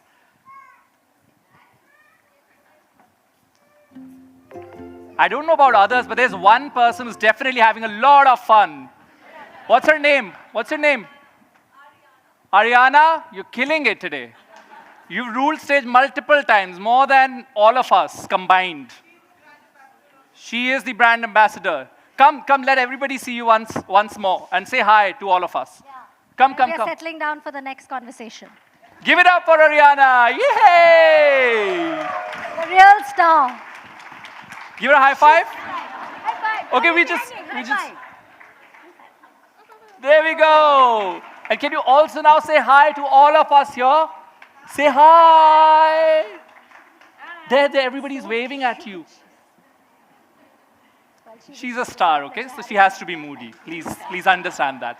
Thank you very much, and the stage is all yours. Thank you so much, Arun. Firstly, I have to say, I've done a lot of shows, and I've been a part of many fireside chats, conversations. This is my most favorite seating arrangement. Yeah, the tire I really like it. I might even just sit like this. This is nice and comfortable, right? Yes. So like I saw in the beginning as well, right? You were unleashing the childhood while we were playing those games. Yes. So you're at it. So, well, let's begin. Are you guys ready?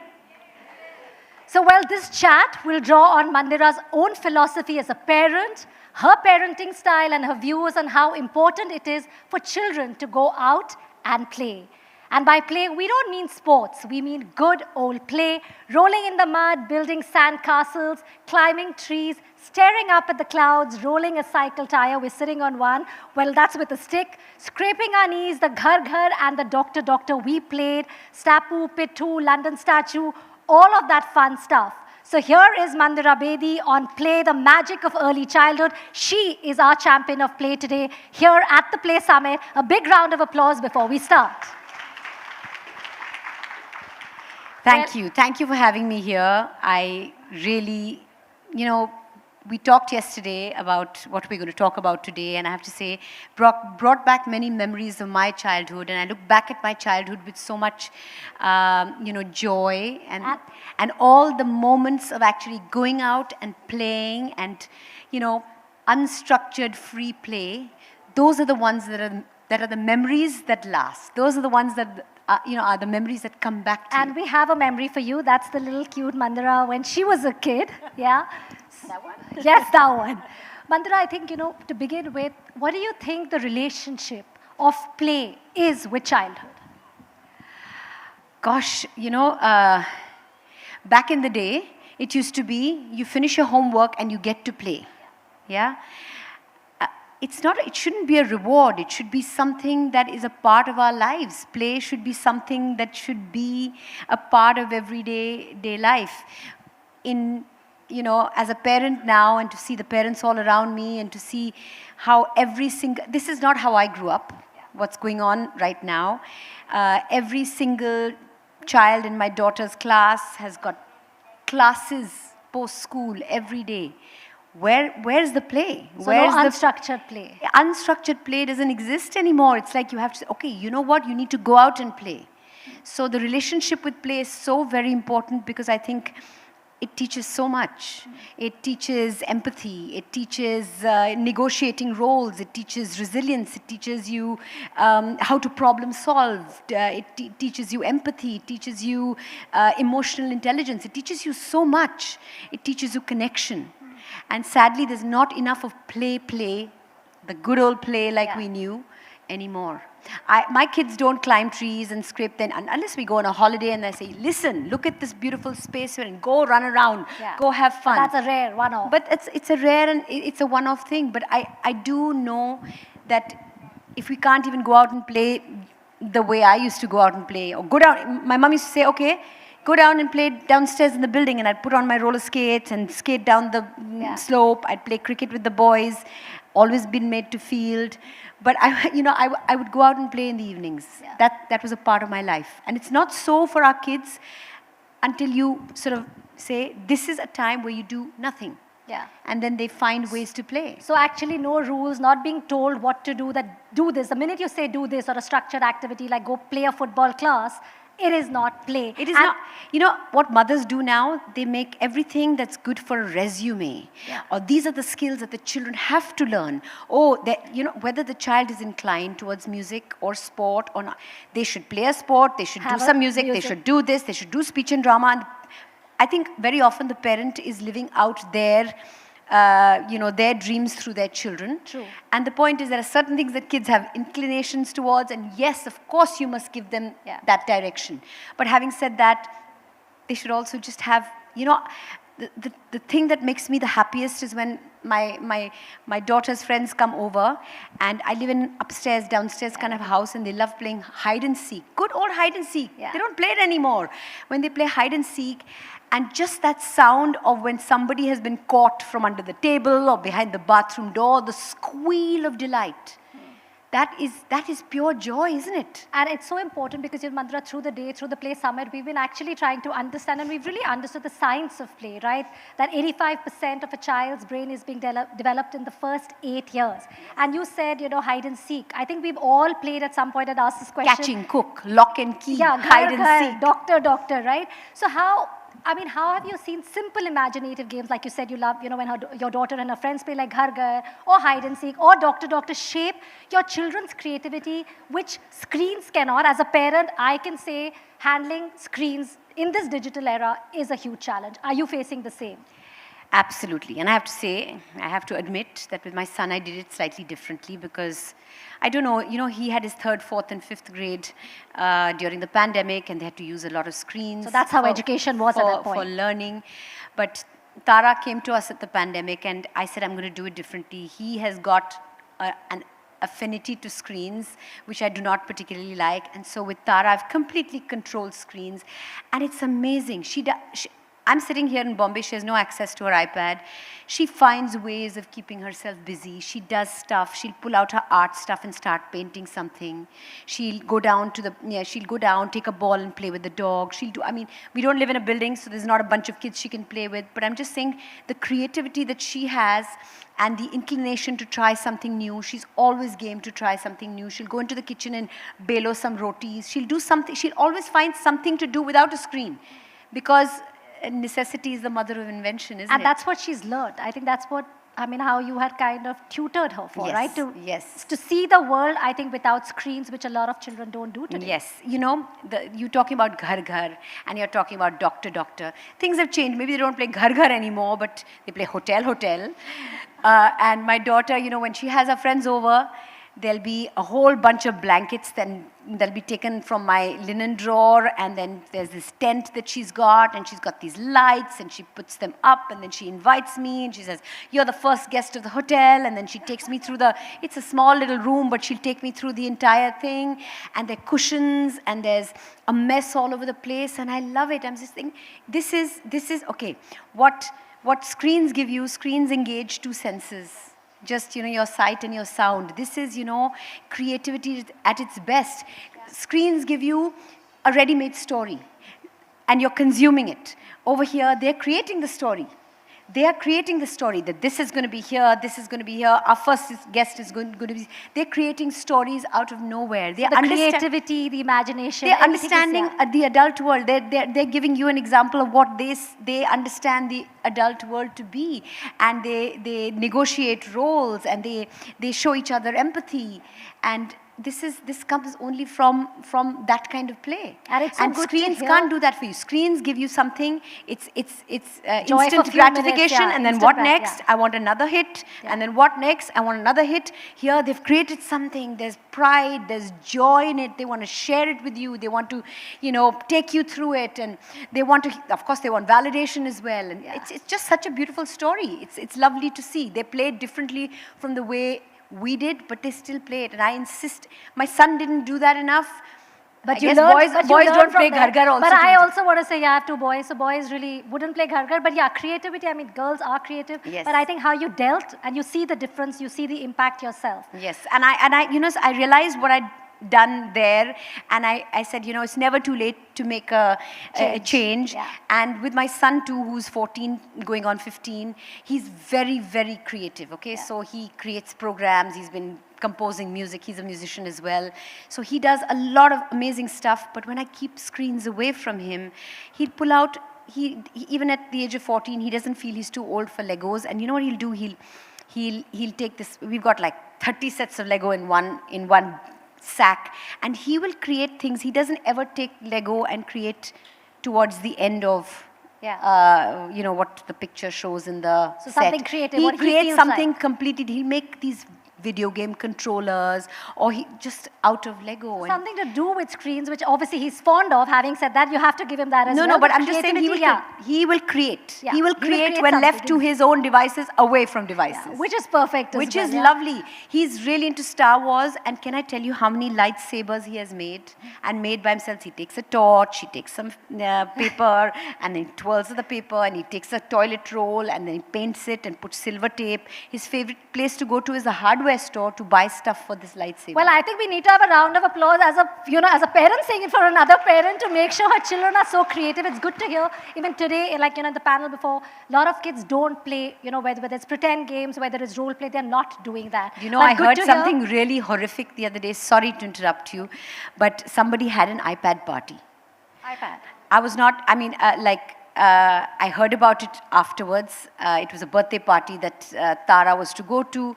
We couldn't do it. And then the mother said it was an iPad party. So everybody came with their iPads, and they Played were all games. played. No, they were playing on their own iPads. So why can't you do that at home? I mean, I've never heard of an iPad party. It's a new term for me It as is well. ridiculous. Okay. 10 kids came, sat in the room, and played with their own iPads. So definitely- And then they got return gifts and went home. What's that about? I'm So glad Tara couldn't make it. So that's what I was going to say. Definitely happy she couldn't make it. But as a parent, I want to ask you, obviously we see your parenting style, you know, you picked up from where you thought you were wrong and you made that change. I mean, I won't say made the change, but modified it. How important is playfulness when it comes to as a parenting style? Again, I'm going to make some full admissions here.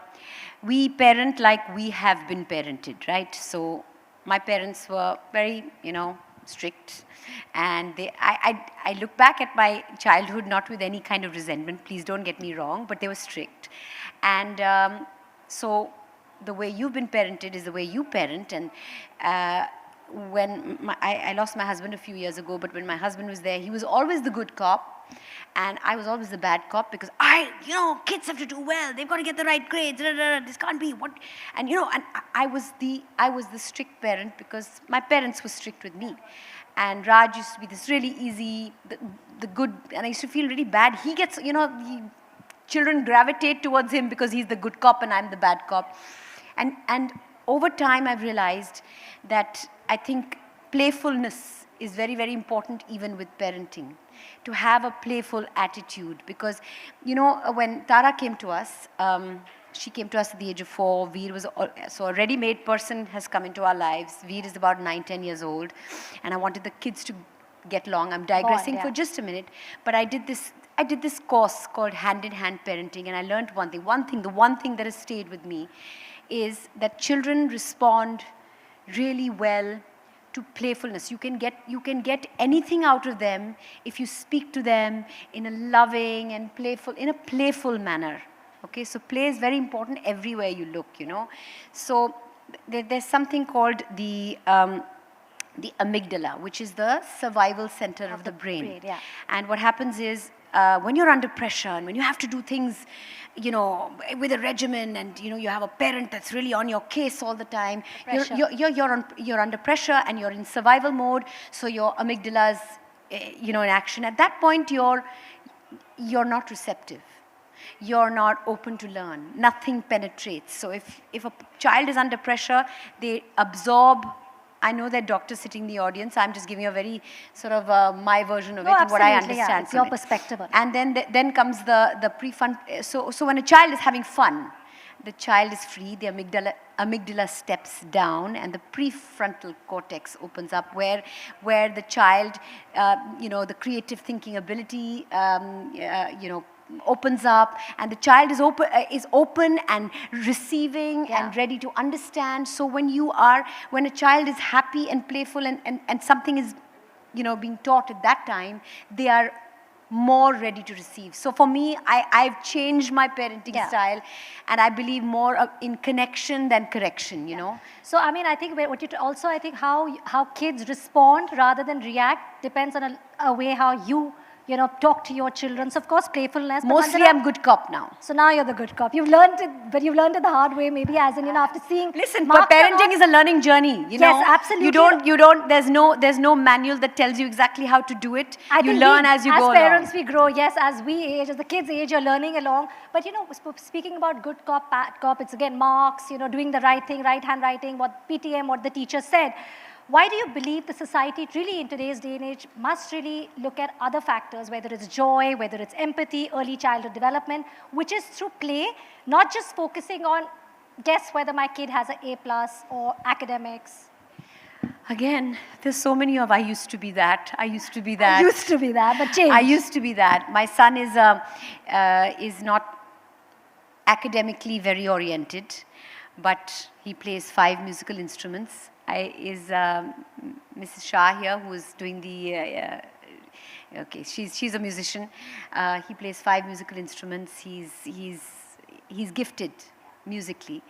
And there I was, he needs to get grades. Why doesn't he get the grades? Oh my God, he's going to fail in this. Oh my God, and I used to get on his case. I struggled with him regarding the academics. And at the end of the day, somewhere along the way, when I decided to, pivot a little and change my parenting style and understand my kids a little bit better, his grades have organically improved. That's one, but that's not the point I'm trying to make. The point I'm trying to make is that I think it's more important that their mental health is intact, that they have a good childhood that they remember, that they can say they grew up having fun, that they look back at their childhood fondly, and that they grow up happy. Yeah.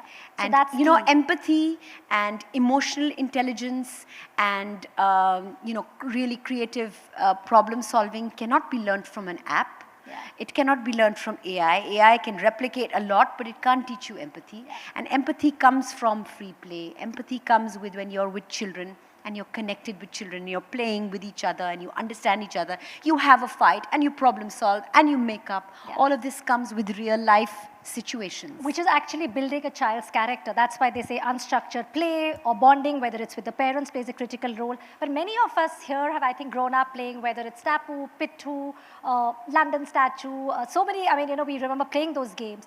Mandira, how important do you think it is to keep these traditional games alive for our today's children? And how many of you agree it's important to keep these traditional games alive? I think before Mandira answers, could we see how many of you believe that we should be playing these games?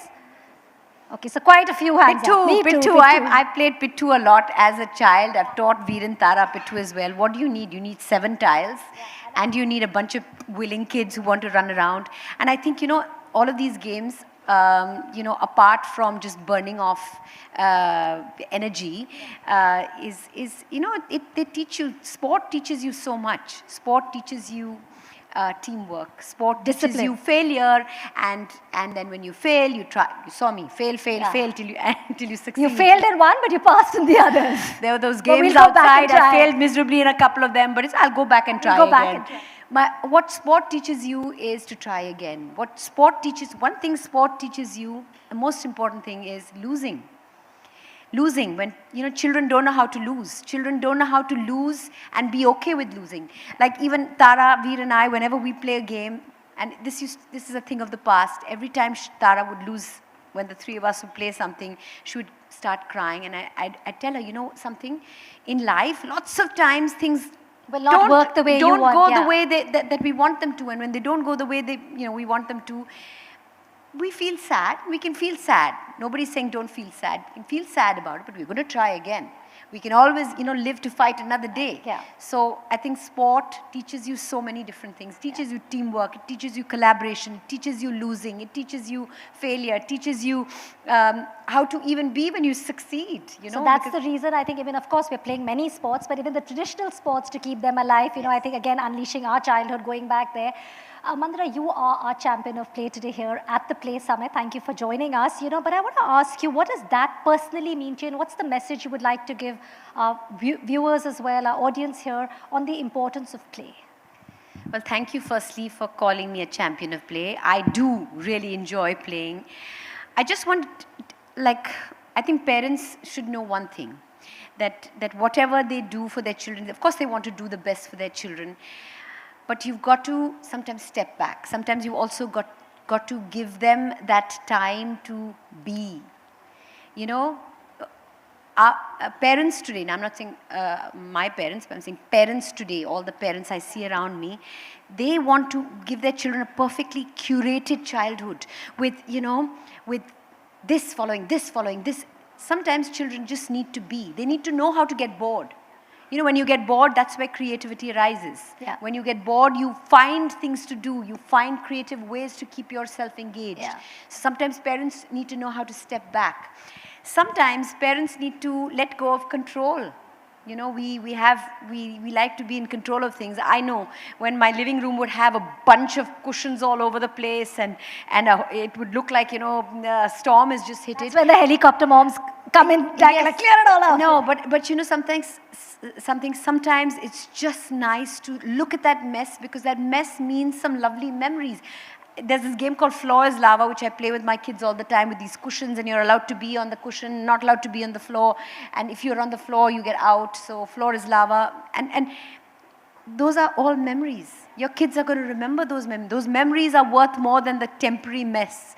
And the other thing is, children teach us so much. Children teach us so much. We don't have to come down to their level. We have to raise our vibration to match theirs, to be like them for a little while. They could be in tears, they could be sad, they could be upset about something, and 5 minutes later they could be playing. They know how to live in the moment.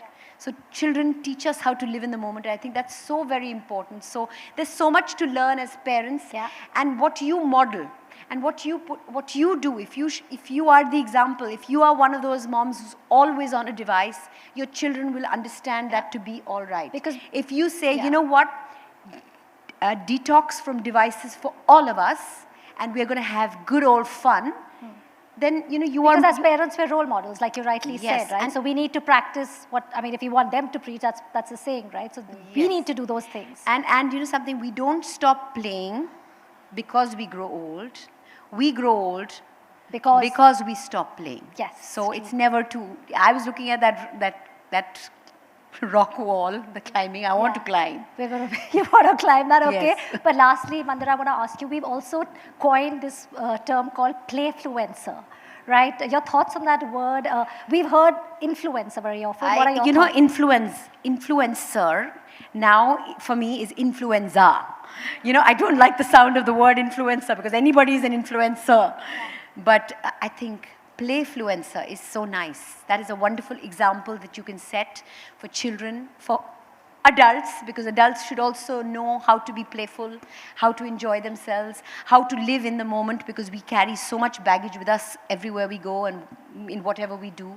So I think playfluencer is such a beautiful term. Big congratulations to you for coining it. I hope it becomes a viral term, and from now onwards, you call me a playfluencer. We need your outside. support for that. I'm happy to be called a playfluencer anytime. Great to hear that. Well, that was our champion of play, Mandira Bedi. A big round of applause for anchor, actor, and herself a fitness enthusiast. But I think the most important thing, a mother who has really changed the way things are.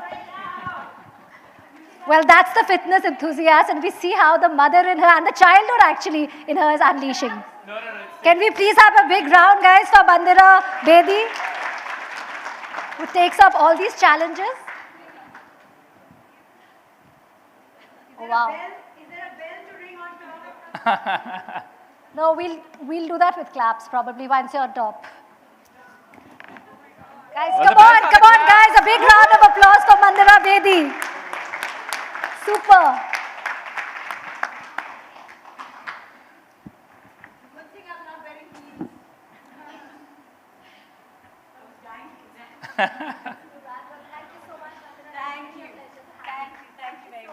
Thank you, Mandira. Thank you very much. Thanks, Ambika. Lovely. Give it up for this last session. And ladies and gentlemen, with that, we've come to an end of Made in Play Summit. We hope you leave this room today awestruck by the power of play and, more importantly, by the simple fact that it is completely available to us all. But more than anything, we hope you leave here wanting to do something to bring play into the lives of children around you. We want you to leave asking that one critical question: what can we do? Right? We want you to leave asking such questions that as individuals and as institutions and as a society. The answer can be incredibly simple. You could sing a silly song at bedtime, create a small safe space in your neighborhood park, or simply change your attitude to make every kind of child feel included in play. And the good news is that you don't have to do it alone. There are so many incredible adults working all over the country to make this happen, including the brilliant enablers of play we have hosted on our platform today. We want to take a moment to acknowledge and thank every single person across India who's quietly doing this critical work. For all of us, this room and the screen behind me represent a rich list of organizations who are champions of play. You can get in touch with them, volunteer your time, donate, or join their activities. But most importantly, the next time a child taps you on the shoulder and asks you to play, we do hope you will say yes, and we hope you will celebrate and support every educator. And whether in an Anganwadi or a preschool who works very hard to bring play and learning into the lives of our children every day. This was the Made in Play Summit. Thank you all for your incredible energy today. Give a huge round of applause for yourselves as well. I have two tiny announcements before I leave. On my left, there are lovely photographs which we would want you to check. They represent childhood, so we would want you to give that wall a visit. And the most important second announcement is that lunch is on my right side, so please don't leave without having lunch. Thank you very much. We've had enough food for thought, but now it's time to have the dal makhni and kadai paneer. Thank you very much. This is me, Arun Singh, signing off. Have a good evening. Thank you.